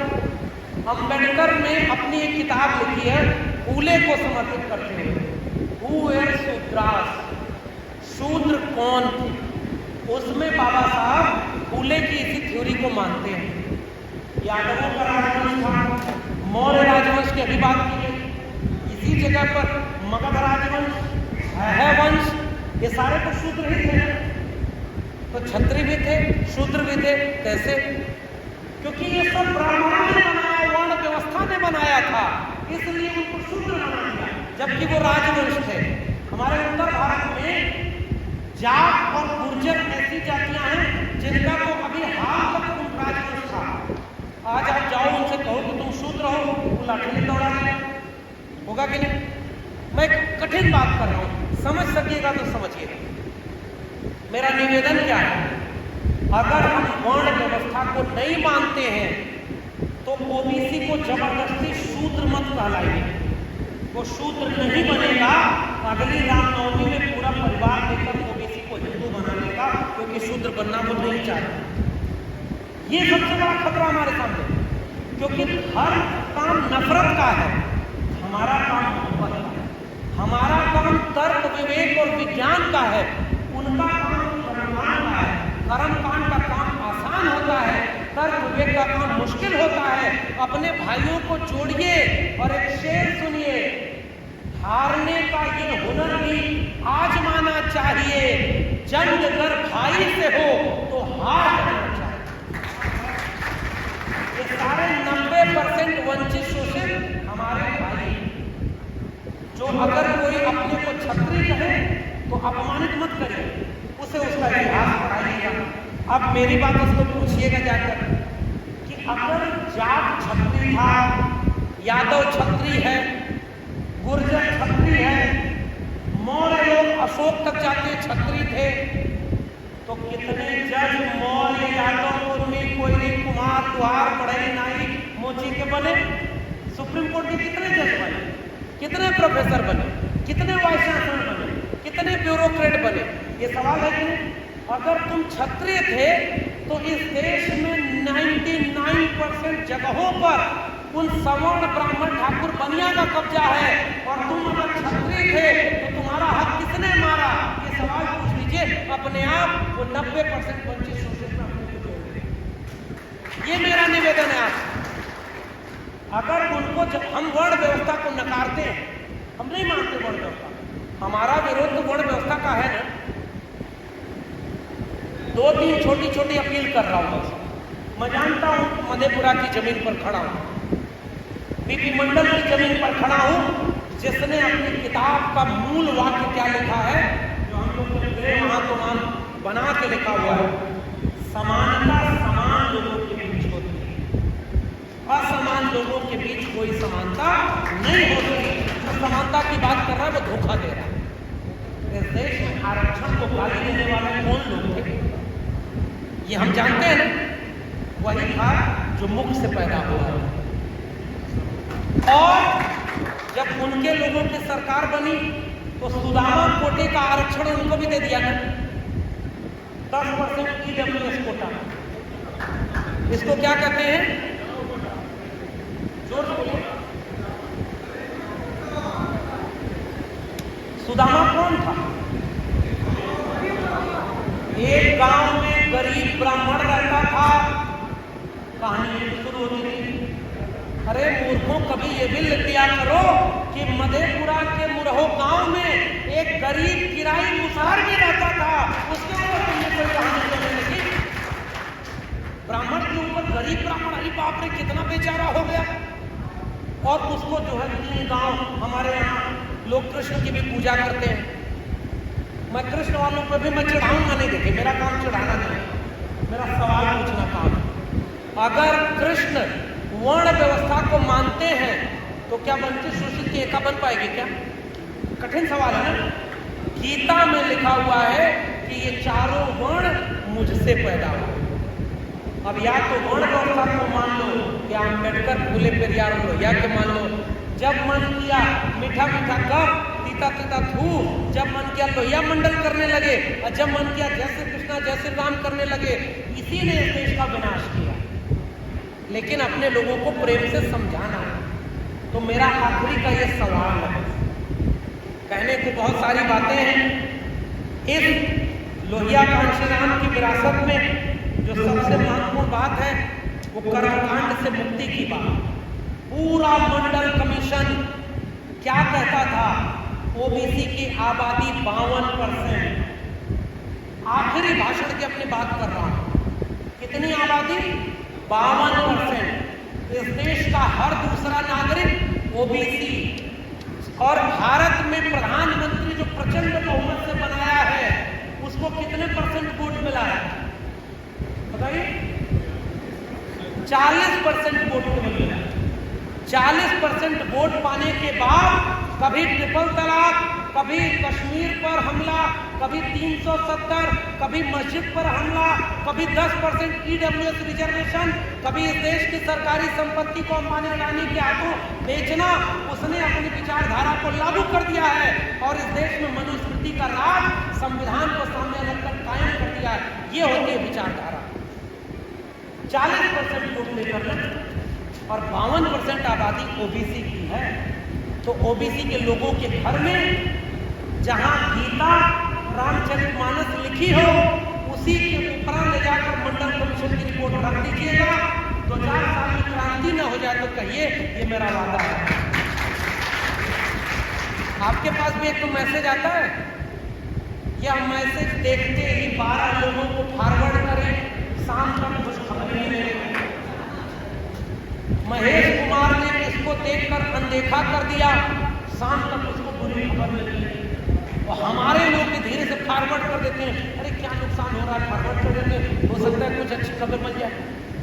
मैं आपसे कह रहा हूं 4 किताबें, भारत का संविधान, मंडल कमीशन की रिपोर्ट, जाति का विनाश और गुलामगिरी पूरे भारत में फॉरवर्ड कर दीजिए। देखिएगा आपको 12 महीने में क्रांति हो जाएगा। हमारी लड़ाई किताब की लड़ाई, त्रिशूल और तलवार के दौर में कलम और किताब के पक्ष में खड़ा होना ही लोहिया और अम्बेडकर का वारिस होना है, पीपी मंडल और विजय मंडल का वारिस होना। यही निवेदन मेरा है। इस किताब को मैं क्यों कह रहा हूं भाइयों, बस आखिरी बात है। 52% ओबीसी की बात है ना, तो केवल 27% आरक्षण की बात की गई थी? नहीं साहब, शिक्षा क्रांति की बात इसमें लिखी हुई है। हर जिले में और शिक्षा केंद्र बनेगा ओबीसी के लिए। हर जिले में सरकारी स्कूल, सरकारी विश्वविद्यालय बनेंगे जिसमें ओबीसी को जगह मिलेगी। और ओबीसी को पता ही नहीं, वो तो मंदिर की तरफ जा रहा है। आपके जिले का स्कूल बर्बाद हो रहा है, मंदिर गुलजार हो रहा है। मेरे सवाल का जवाब दो। चलो इस देश के हर शौचालय, हर विद्यालय में एक देवालय बना दो, लेकिन शर्त हमारी रहेगी हर मंदिर का पुजारी दलित और पिछड़ा बनेगा। बनाओ मंदिर, उसका जो पैसा आएगा वो किसके हाथ में आएगा? दलित पिछड़ा के। देखिएगा मंदिर बनाना सब बंद कर देगा। हमारे उत्तर भारत में बीपी मंडल, बीएन मंडल, कर्पूरी ठाकुर, बाबू जगदेव की जमीन पर जिस दौर में सामाजिक न्याय के नेता परशुराम का फरसा पकड़ रहे हैं, उसी दौर में दक्षिण भारत में पेरियार की जमीन पर एक मुख्यमंत्री ऐसा है जिसने पुजारी का जांच करा दिया है। उसका इसी भारत में हो रहा है ना। तो पेरियार की जमीन पर स्टालिन खड़ा हो सकता है, तो लालू मुलायम की जमीन पर कोई नया स्टालिन नहीं खड़ा हो सकता जो मंडल कमीशन की रिपोर्ट पर ही पूरा चुनाव लड़ जाए। ये क्यों नहीं कर सकते आप? शिक्षा क्रांति के दस्तावेज का नाम है मंडल कमीशन। जमीन सुधार, भूमि सुधार के मॉडल का नाम है मंडल कमीशन। वित्तीय निगमों और तमाम तरह के बैंकों के लोन की व्यवस्था ओबीसी के लिए होगी, उसका दस्तावेज का नाम है मंडल कमीशन। पढ़िएगा कितनी अनुशंसाएं थी आपको पता है इसमें? मंडल कमीशन की कितनी सिफारिशें थी? जोर से बताइए। और कितनी लागू हुई? मंडल कमीशन की अध्याय 13 में 40 अनुशंसाएं हैं, जिसमें से केवल 2 लागू हुई हैं, 38 नहीं लागू हुई। जिस दिन इस देश में मंडल कमीशन की 38 अनुशंसाएं लागू हो जाएंगी, ये मुल्क बिरसा, फूले, अंबेडकर और पेरियार के सपनों का भारत बन जाएगा। ये मेरा वादा है। इसके साथ प्रमोशन में रिजर्वेशन की बात की गई है, इसमें प्राइवेट सेक्टर में रिजर्वेशन की बात की गई। भारत को बेच रहे हैं, भारत को मैं चैन से कैसे सो जाऊं, सौगंध मुझे इस मिट्टी की, मैं देश नहीं बिखरे दूंगा। आया था ना एक नमूना, मैं सौगंध मुझे इस मिट्टी की, मैं देश नहीं बिखरे दूंगा। उसको चाय बेचते इस देश में किसी ने नहीं देखा, लेकिन हमारी आंखों के सामने उसने रेल बेच दी, ट्रेन बेच दिया, पटरी बेच दी, हवाई जहाज बेच दिया, बैंक, स्कूल, कॉलेज और विश्वविद्यालय भी बेच दिया है। वो आपके सामने किया है उसने, और गलती उसकी भी नहीं है। उसने पहले ही कह दिया था, हमारा क्या है जी, हम तो फकीर आदमी हैं, झोला लेके चल देंगे किसी दिन, हम क्या करेंगे। क्या निजीकरण का सवाल मंडल कमीशन का सवाल है कि ओबीसी का सवाल है कि ओबीसी को आरक्षण कब मिला? 1993 में एक अनुशंसा लागू हुई। मंडल के दूसरे अनुशंसा कब लागू हुई? 2006 में कोर्ट का आदेश आया, 2007 में लागू। हायर एजुकेशन में रिजर्वेशन, उसके पहले तो ओबीसी को आरक्षण नहीं मिला। जैसे ही आरक्षण मिला, सरकारी शिक्षा, नौकरी 2 जगह पर इन्होंने सरकारी शिक्षा नई शिक्षा नीति के नाम पर बेच दी और सरकारी नौकरियां प्राइवेट कर दी। बताओ, ये सब संघी जो बने हैं, वहां बैठे हुए आरएसएस के लोग मंडल विरोधी हैं कि नहीं? मंडल विरोधी हैं। इस मंडल और मंडल की लड़ाई में इसीलिए हुआ है क्योंकि वो मंडल के खिलाफ क्या लेकर आए? मंडल। देखिए मौसम कितना अच्छा हो गया, क्योंकि हम लोग मोहब्बत की बात कर रहे हैं, मोहब्बत की बात करने में ऐसे एक बात आपको याद दिलाऊं, ये जितना धर्म मानते हैं, उनके देवी देवता इतने हिंसक क्यों? कोई त्रिशूल लिया है, कोई फरसा लिया है, कोई तलवार लिया है। हमारे जितने नायक हैं, उसमें कोई कलम लिया है, कोई किताब लिया है। ये फर्क है हमारे। कलम किताब कैसे पकड़ेंगे? मैं दिल्ली विश्वविद्यालय में पढ़ाता हूँ। न्यू एजुकेशन पॉलिसी आई है 2020 में। नई शिक्षा नीति में इस देश के सरकारी स्कूल, सरकारी विश्वविद्यालय प्राइवेट हाथों में बेच दिए गए हैं। आप कहां से कलम किताब पकड़ेंगे? खतरा है कि नहीं? भारत के संविधान को अब किसी में इतना दम नहीं है कि वो आपके सामने घोषणा करके खत्म हो जाए। 2 अप्रैल का भारत बंद से याद है, 5 मार्च का 13 पॉइंट रोस्टर का भारत बंद से याद है, जो आपको मधेपुरा में हुआ था।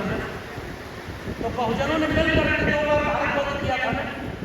इसलिए अब वो देखिए, घोषणा करके न तो आपका संविधान खत्म करेंगे, न तो आपका लोकतंत्र खत्म करेंगे। लोकतंत्र के सामने सबसे बड़ा खतरा ये है कि किताब का ऊपर का उपरौठा वही रहेगा और अंदर मनुस्मृति आ जाएगी। हमारे आपके बच्चों का भविष्य बर्बाद होगा। ये आखिरी निवेदन मेरा। विश्वविद्यालय में पढ़ाता हूँ, मुझे नहीं पता कितने दिन मेरी नौकरी बचेगी।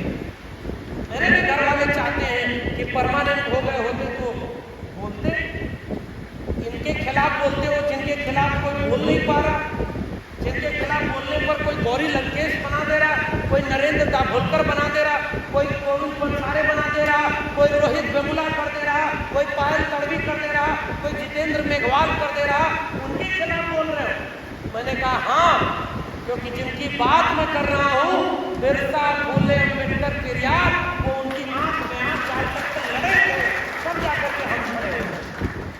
बीपी मंडल अगर समझौता कर दिए होते तो पूछिए कि हम आज कहाँ होते। हालांकि बीपी मंडल के वारिस लोग कहाँ हैं, मैं और टिप्पणी नहीं करूँगा।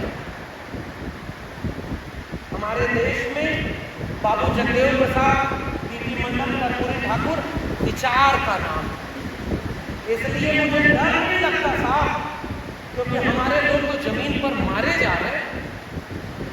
इसलिए अगर मैं सच नहीं कहूँगा तो मैं किस बात का आपका गुलदस्ता लेकर के अपना फोटो लगाकर सोशल मीडिया में हीरो बनने के लिए? नहीं साहब, आपके घर आकर मैं ये सच कहने कि नई शिक्षा नीति ने इस देश में बिरसा, फूले, अम्बेडकर, भारत का संविधान और मंडल कमीशन को हमेशा के लिए जमीन में गाड़ दिया है। जागिए और नई शिक्षा नीति का विरोध करिए, वरना आपके बच्चों को शिक्षा नहीं मिलेगी। ये कहने में आया। कोविड में जब दुनिया कोरोना से लड़ रही थी तो हमारे देश में ये सारे संगी मुसलमानों से लड़ रहे थे, तबलीगी जमात से लड़ रहे थे। बताइए, लाखों लाख लोग जो पैदल चल करके आए, लाखों लाख लोग जो मारे गए, वो किसके घर के बच्चे थे? वो 90% वंचितों की बात थी ना। कौन लोग थे जो मारे गए? कौन लोग थे जो 90% वंचित की बात कर रहे हैं? और गाली देने वाला कौन है? 10%। तो मंडल साहब कह रहे थे कि देखो उनकी आबादी तो ही 3% है, तो ही 3%। आपको क्या लगता है कि मुख से पैदा हुए लोगों की आबादी कितनी होगी? 1% भी मान लें। अच्छा, आप मुझे एक बात बताइए कि ये कहावत किसने बनाई? मेरे यहाँ कहावत चलती है, आपको बताइए। अहिर गड़ेरिया कुर्मी चोर, हर सारे का टंगरी तोड़। सुना? हमारे यहाँ कहावत चलती है, अहिर गड़ेरिया कुर्मी चोर, हर सारे का टंगरी तोड़। ये मुसलमान ने कहावत बनाई थी क्या? ये किसने कहावत बनाई? उसी ने जिसको आज लोग रिजेक्ट करने जा रहे हैं। शोषक और शोषित का हिंदू एक होगा क्या? आहिर अगर हिंदू था तो कहावत को गाली कौन दिया? आहिर की बुद्धि घुटना में किसने बनाया? 12 बजे के बाद बुद्धि खुलती है, किसने बनाया? बड़ जात मतियौला से और छोट जात लतियौला से, किसने बनाया? मैं तो आपको सवाल पूछने आया, और आज आप कहते हो कि शोषक और शोषित एक हो जाएगा। ये कहावत है भाई, हमें अपना दुश्मन पहचानना हो। इस देश में आरएसएस ने नापड़, कुपड़ और बेरोजगार हिंदू नौजवानों के सामने 20% मुसलमानों को दुश्मन बनाकर खड़ा कर दिया, इसलिए वह सफल है। हम लोग, कार्ल मार्क्स ने कहा दुनिया के मजदूरों एक हो जाओ, भगत सिंह ने कहा वंचितों शोषितों सांप्रदायिकता और साम्राज्यवाद के खिलाफ जंग करनी होगी। हमने कहा बाबू जगदेव प्रसाद बिहार लेनिन, मैं कहता हूँ भारत लेनिन। बाबू जगदेव प्रसाद ने कहा अगर कार्ल मार्क्स भारत में पैदा हुए होते तो वर्ण संघर्ष की बजाय वर्ण संघर्ष की बात करते, सारा कम्युनिज्म चल रहा। हमारे यहाँ कम्युनिस्ट होकर के भी लोग जब मौका मिलता है सब कांग्रेसी बन जाता है, कम्युनिस्ट बन जाता है, और अचानक जब हिंदू राष्ट्र बनाना होगा तो सब हिंदू बन जाएगा। ये कैसा चरित्र है रे भाई? सबके मन का। और बताइए 20% मुसलमानों को दुश्मन बता रहे हैं सब यहाँ, कि जो यहाँ हमारे यहाँ भी कहता था ना कि जिसको उनको वोट नहीं देना पाकिस्तान चला जाए, कहा था ना। अब सब बना रहा खंड भारत, 45 करोड़, 15-20 करोड़ मुसलमान तो झेले नहीं जा रहे हैं, 45 करोड़ और मुसलमानों को यहाँ जोड़ने की बात कर रहा है कि अफगानिस्तान तक भारत को बना लेंगे। अरे मूर्खों, पहले पाकिस्तान ने जो कब्जा कर लिया कश्मीर, उसको छुड़वा लो, फिर बनाने जाना अखंड भारत। ये आखिरी बात मेरे निवेदन में है कि न हिंदू खतरे में है, न इनका जो है धर्म खतरे में है। अगर खतरे में है तो भारत का संविधान खतरे में है, क्या आपको समझना है? हिंदू रक्षा दल, हिंदू युवा वाहिनी, हिंदू आत्मरक्षा संघर्ष समिति, बजरंग दल, विश्व हिंदू परिषद, राष्ट्रीय स्वयंसेवक संघ, इतने सारे संगठन ऑक्टोपस की तरह से बना दिए हैं। हमारी शिक्षा बर्बाद हो रही, हमारा रोजगार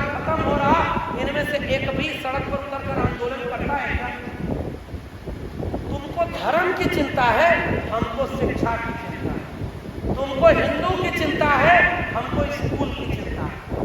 तुमको अखंड भारत बनाना है, हमें संविधान का भारत बनाना है। ये लड़ाई तो विचारधाराओं की लड़ाई है। इस देश के 90% वंचितों, शोषितों, कल्पना करो जिस दिन 90% लोग मंदिर में दान दक्षिणा देना बंद कर देंगे, सारे मंदिरों पर ताला न लग जाएगा। इसीलिए महात्मा फूले ने क्या कहा, कलम कसाई। जैसे बाल बनाना नाई का धर्म नहीं धंधा है, जैसे कपड़े धोना धोबी का धर्म नहीं धंधा है, जैसे चमड़ा सीना चमड़ा धर्म नहीं धंधा है, जैसे किसान का किसानी धर्म नहीं धंधा है, वैसे ही दान दक्षिणा यज्ञ हवन करना ब्राह्मण का धर्म नहीं धंधा है। क्या हमारे दुख का वो अपना धंधा गुजार रहे हैं और हम किसान कुम्हार गुहार बढ़ई नाई मोची मल्ला हमारे धंधे बर्बाद। इसलिए इस देश में लड़ाई किसकी है? ब्राह्मणवाद, सामंतवाद, पूंजीवाद और पितृसत्ता एक तरफ खड़ी है और दूसरी तरफ है, चाहे उसे अम्बेडकरवाद कह लो, चाहे उसे समाजवाद कह लो, चाहे आप उसे पेरियारवाद कह लो, चाहे उसे मंडल और संविधानवाद कह लो, हमारी विचारधारा भारत के संविधान और मंडल कमीशन की है। और केवल लड़ाई भाइयों, एक बात वादा करके मैं बात खत्म कर रहा हूँ, हमारी लड़ाई शिक्षा बचाने की लड़ाई है। हमारे पुरखों ने मंदिर की लड़ाई नहीं लड़ी। वादा करिए कि आपके इलाके में एक भी मुसलमान की लिंचिंग होने पर सामने अगर दलित पिछड़ा लाठी लेकर नहीं खड़ा हुआ तो छोड़ दीजिएगा, अगली बार कभी लोहिया और कांशीराम का नाम मत लीजिए। ये वादा करना होगा। और इस देश में एक भी दलित के ऊपर अगर अत्याचार हो तो ओबीसी सामने न खड़ा हुआ, यादव अगर गैर यादव ओबीसी के सामने अत्याचार दमन हो तो यादव लाठी लेकर नहीं खड़ा हुआ, महिलाओं के खिलाफ अगर दमन हो रहा है तो पुरुष नहीं खड़ा हुआ, तो हम साझा दुख साझा सुख के भारत नहीं, हम साझा नहीं है। फिर ये मत कहिएगा कि महिला की लड़ाई महिला लड़े, पुरुष की लड़ाई पुलिस लड़े, दलित की लड़ाई दलित लड़े, ओबीसी की लड़ाई ओबीसी लड़े। तो लकड़ियों की किस्से याद है ना, एक एक लकड़ी को तोड़ते जाएंगे, लकड़ियों का ढेर टूट गया, सारी लकड़ियों को एक बंडल बना दिया, उस बंडल को कोई तोड़ नहीं पाया। उस बंडल का नाम बाबू जगदेव प्रसाद के शब्दों में 90% श्रमजीवी है, 90% वंचित है। उस 90% की एका बना दी और बनिएगा। हम लोग बहुत परेशान थे, हम लोग यही कह रहे थे कि उनके आने से बड़ा नुकसान हुआ, संविधान में खतरा है, चुनाव आयोग भ्रष्ट हो चुका है, लेटरल एंट्री आ गई है। पता है आप लोगों को लेटरल एंट्री जानते हैं? लेटरल का होता है बैक डोर से चोर करवाने से। हमारे यहाँ आईएएस का एग्जाम होता था तो क्रीम लोग जाते थे, वहाँ आरक्षण लागू हुआ था तो लेटर थोड़े बहुत लोग हमारे में पहुँच गए, लेटरल एंट्री कर दिया, आरक्षण खत्म, बिना परीक्षा दिए कोई भी ज्वाइंट सेक्रेटरी बन जाएगा। इस देश में अब तक 3 साल में 340 लोग लेटरल एंट्री से ज्वाइंट सेक्रेटरी बन गए हैं। पूछिए हिंदू राष्ट्र बनाने वालों से, कितने दलित, कितने पिछड़े, कितने पसमानदा को तुमने जहां आरक्षण नहीं लागू था वहां ज्वाइंट सेक्रेटरी बनाया? हिंदू राष्ट्र बनाने वालों को जवाब नहीं देते बने। यही सवाल हिस्सेदारी और दावेदारी की सवाल कर। कल चल रहे हैं मंडल साहब पटना में भी एक कार्यक्रम है, दावेदारी सम्मेलन। पता है क्यों हो रहा है? 90% लोगों की दावेदारी कहाँ होगी, इसी पर चिंता है। हम लोग अपनी इज्जत और रोटी, क्या बात है लिखा था इन्होंने बाबू जगदेव प्रसाद ने, 2 बातें हैं मोटी मोटी, हमें चाहिए इज्जत रोटी। यहाँ बैठे हुए लोगों को इज्जत भी मिल रही और रोटी भी मिल रही है। उसके आगे जो 10 का शासन 90 पर रोकने की बात की, 90% शोषितों की धन धरती और राजपाट में हिस्सेदारी की बात की, अगर हम वहां नहीं जा रहे तो हम अपने महापुरुषों के साथ धोखा कर रहे हैं। नौकरी मिलेगी आरक्षण से और जाएंगे चढ़ावा चढ़ाना मंदिर। ये धरापन कहां से मिला भाई? हमारे दुनिया में कंप्यूटर बना तो वो विज्ञान से दुनिया खोजने चले, हमारे यहाँ कंप्यूटर बना तो उससे सब जन्म कुंडली बनाने लगे। ऐसे लोगों का देश है। खरीदते हैं गाड़ी विज्ञान की फैक्ट्री में बनी हुई और घर लाते हैं तो उस पर नींबू चढ़ाते हैं, नारियल चढ़ाते हैं। अरे भाई क्या किताब गाड़ी बनवा ली हो? तुम कहते हो हमारे यहाँ महाभारत काल में इंटरनेट था। यहाँ का प्रधानमंत्री कहता है नाली की गैस में चाय बनाता था, एलपीजी गैस का दाम 1000 तो कर दिया। बादल आ जाता है तो रडार काम नहीं करता, तो चाइना हमारी जमीन पर कब्जा किए हुए है। तुमने कहा महाभारत काल में इंटरनेट था, पुष्पक विमान हवा में उड़ता था, यहाँ जीरो की खोज हुई। मैं भी कहता हूँ कि तुम्हारे यहाँ ज्ञान विज्ञान तकनीक का विचार था, लेकिन तुमने ज्ञान विज्ञान और तकनीक के विचार को नहीं चुना। तुमने अंधविश्वास और कर्मकांड को चुन लिया, वेद और पुराण को चुन लिया। इसलिए आने वाली पीढ़ियां तुम्हारी मानसिक रूप से विकलांग हो गई। और आज जितना सामान इस्तेमाल करते हो, मोबाइल चलाते हो, कंप्यूटर चलाते हो, इसमें कोई भी तुम्हारे धर्म की किताब से नहीं बना, सब विदेश से वहां से मंगा रहे हो। वो लोग आगे चले गए, हम लोग हमारे यहाँ विरासत थी तथागत बुद्ध की, हमारे यहाँ विरासत थी महात्मा कबीर की। ताकर पाकर जोड़ के मस्जिद कई चुनार, ताचड़ मुल्ला बाग दे क्या बहरा हुआ खुदा। पाकर मुझे हर मिले तो मैं पूजूं पहाड़, ताकरे ये चाकी भली पीस खाए संसार। अरे हिंदुओं नारायण पाई, हिंदुन की हिंदुआई देखी, तुर्कन की तुर्काई। अरे हिंदुओं कितनी पड़ गई बात भाई। मोको कहाँ ढूंढे बंदे, मैं तो तेरे पास में, ना मैं मंदिर ना मैं मस्जिद, ना काबे कैलाश में, ना मैं जग में ना मैं कर में, ना मैं रख उपवास में। ओही हो तो मुझे मिलो पर घर की तलाश में, कहे कबीर सुनो भाई करो सब बातों की बात पे, उसका नाम कबीर। मेरा मेरा मनवा कैसे एक होई, मैं कहता आंखन की देखी, तू कहता कागज की रेखी। मैं चाहता सुलझावन हारी, तू देता उलझाई दे। मेरा तेरा मनवा कैसे एक होई रे। ऐ दलित पिछड़े आदिवासी घरों के नौजवानों, तुम्हें मानसिक रूप से कलाम बनाने वाली राष्ट्रीय स्वयंसेवक संघ, हिंदूवादी संगठन तुम्हें कागज के नाम पर, अंधविश्वास के नाम पर धर्म के गुलाम बना रहे हैं। कबीर तुमसे पुकारते हुए कह रहे हैं तर्क विवेक विज्ञान की बात करो, भारत के संविधान की बात करो, तभी ये भारत बचेगा। अपनी विरासत की ओर लौटो। उसी विरासत में नाम था रविदास। रविदास ने क्या लिखा? जस केरल के पाप के पाप पाप में पाप, तस मानुष की जात के जात जात में जात। रविदास मानुष न जुड़े जब तक जाति न जात। बेगमपुरा का खाते का हमारे विचार ने जहां से आए वो हमारा सवा रैन दिवस न रैन कसवा।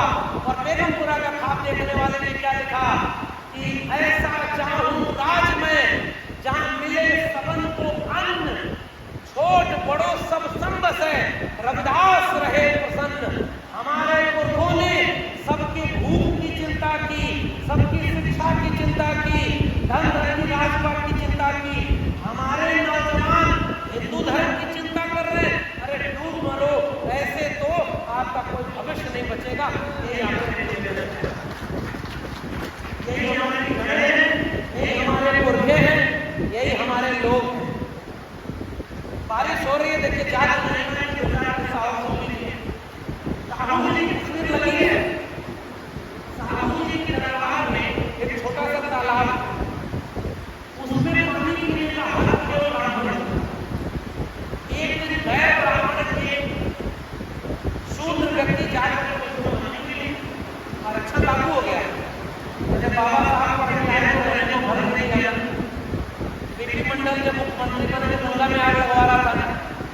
कर्पूरी ठाकुर को बुलाने जगदेव बाबू को मारा न, हमारे रामनगर यादव को गाली दी। बात हमारे मुख्यमंत्री जो उत्तर प्रदेश के थे, उनका घर गंगा जैसे दिलवा दिया, तब भी वो सब नहीं समझते हैं कि तुम छत्री वत्री नहीं हो। भैया तुम उनकी नजर में शूद्र ही थे, शूद्र ही हो और शूद्र ही रहो। इसलिए छोड़ो सूत्र, छोड़ो छत्री। 90% कमेरा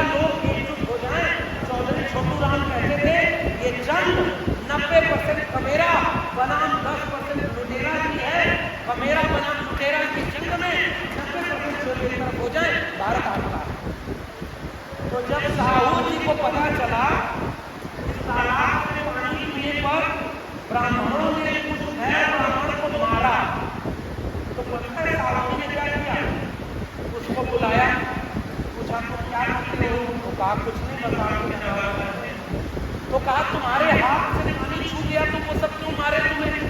तो उसने कहा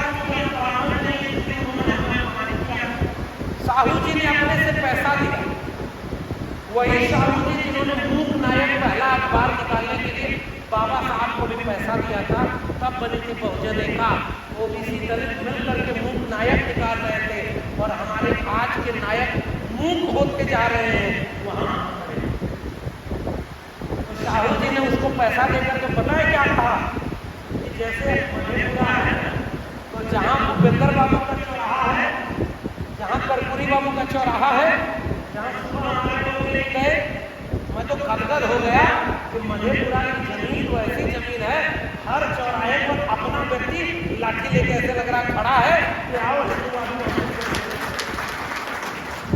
मगर बस एक ही अफसोस है, उन्हीं चौराहों के नाम पर जुलूस में सब तलवार लेकर गुजर रहे, उनको रोक लीजिए वरना कर्पूरी ठाकुर की विरासत को नहीं रोक।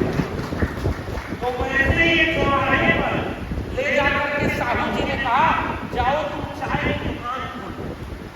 तो वो व्यक्ति कहा कि मुझे तो मेरे हाथ से चाय बन गई है, तो कहे तुम उद्घाटन रखो, बताऊंगा ना बता।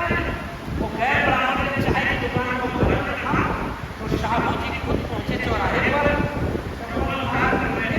उसके हाथ से पहली चाय खुद पी और कहे तुम्हारे छूने से अपनी अपवित्र हो गया था, अब तुम पूरे पूरे और इस पूरे महाराष्ट्र को अपने हाथ में चाय मिलाओ, लेकिन कितने लोग अपवित्र हो रहे हैं। ये काम किया हम कबीर को नहीं पढ़े, हम बिरसा को नहीं पढ़े, आदिवासी लोगों की लड़ाई बस्तर और बसवा के जंगलों में मारे जाते गोलीबार लोग, और ऐसी ऐसी एकता की बात करते हो आप, आदिवासी की बात क्यों नहीं करते? पूरे नायकों में वो जो बताइए आदिवासी नायक को ले नहीं, आदिवासी लोग नहीं है, इसलिए होना पड़ेगा। इसमें अब्दुल करीम अंसारी का भी नाम जोड़िए, पसमानदा आंदोलन को अपने साथ ले चलिए, वाम सेव के संयोजक और जो बनाने वाले में से एक नाम है टीके खापड़े, और खापड़े साहब का एक वाक्य है कि सांप्रदायिक ध्रुवीकरण की काट है सामाजिक ध्रुवीकरण। ब्राह्मणवाद सैयदवाद को एक तरफ कर दीजिए, 90% का मेरा लोगों को एक तरफ कर लीजिए, हम संविधान भी बचा लेंगे, हम मंडल कमीशन भी बचा लेंगे, हम कर्पूरी जगदेव बाबू और मंडल से लेकर के हम वहां भविष्य को बचा लेंगे। और एक वादा करिए मधेपुरा के लोगों, अगली बार आऊं तो कुछ ऐसी कोशिश करिएगा कि जितना खूबसूरत स्मृति स्थल मंडल साहब का बना है, थोड़ा वैसा किरानी मुसहर का भी बनवा दीजिएगा। मेरा जो तब जाकर के ये भारत का संविधान बचेगा। इतनी देर तक आपने मुझे सुना, मेरे कहने में कोई त्रुटि हुई हो, मेरी बात से किसी को ठेस लगी हो तो माफ करिएगा या मत करिएगा, मुझे फर्क नहीं पड़ेगा। बस भारत का संविधान और मंडल कमीशन को लेकर आरएसएस के लोगों को, हिंदूवादियों को रोकने के लिए वादा करिए कि हम सब 90% वंचित शोषित किसान, कामगार, काश्तकार, मजदूर, ठाकुर और ये तमाम लोग जो बने हुए हैं, इनकी बजाय वंचितों शोषितों की एका बनाकर भारत के संविधान और मंडल कमीशन वाला भारत बनाएंगे। तभी जाकर हम आने वाले पीढ़ियों को जवाब दे पाएंगे, आंख में आंख मिला पाएंगे, तभी जाकर के। नहीं तो वो पूछेंगी कि जब सब बर्बाद हो रहा था तो तुम क्या कर रहे थे? मैं सीना तान के कहूंगा, उस बर्बादी के खिलाफ भी बिना डरे उसके बुलडोजर के सामने खड़ा था। भारत का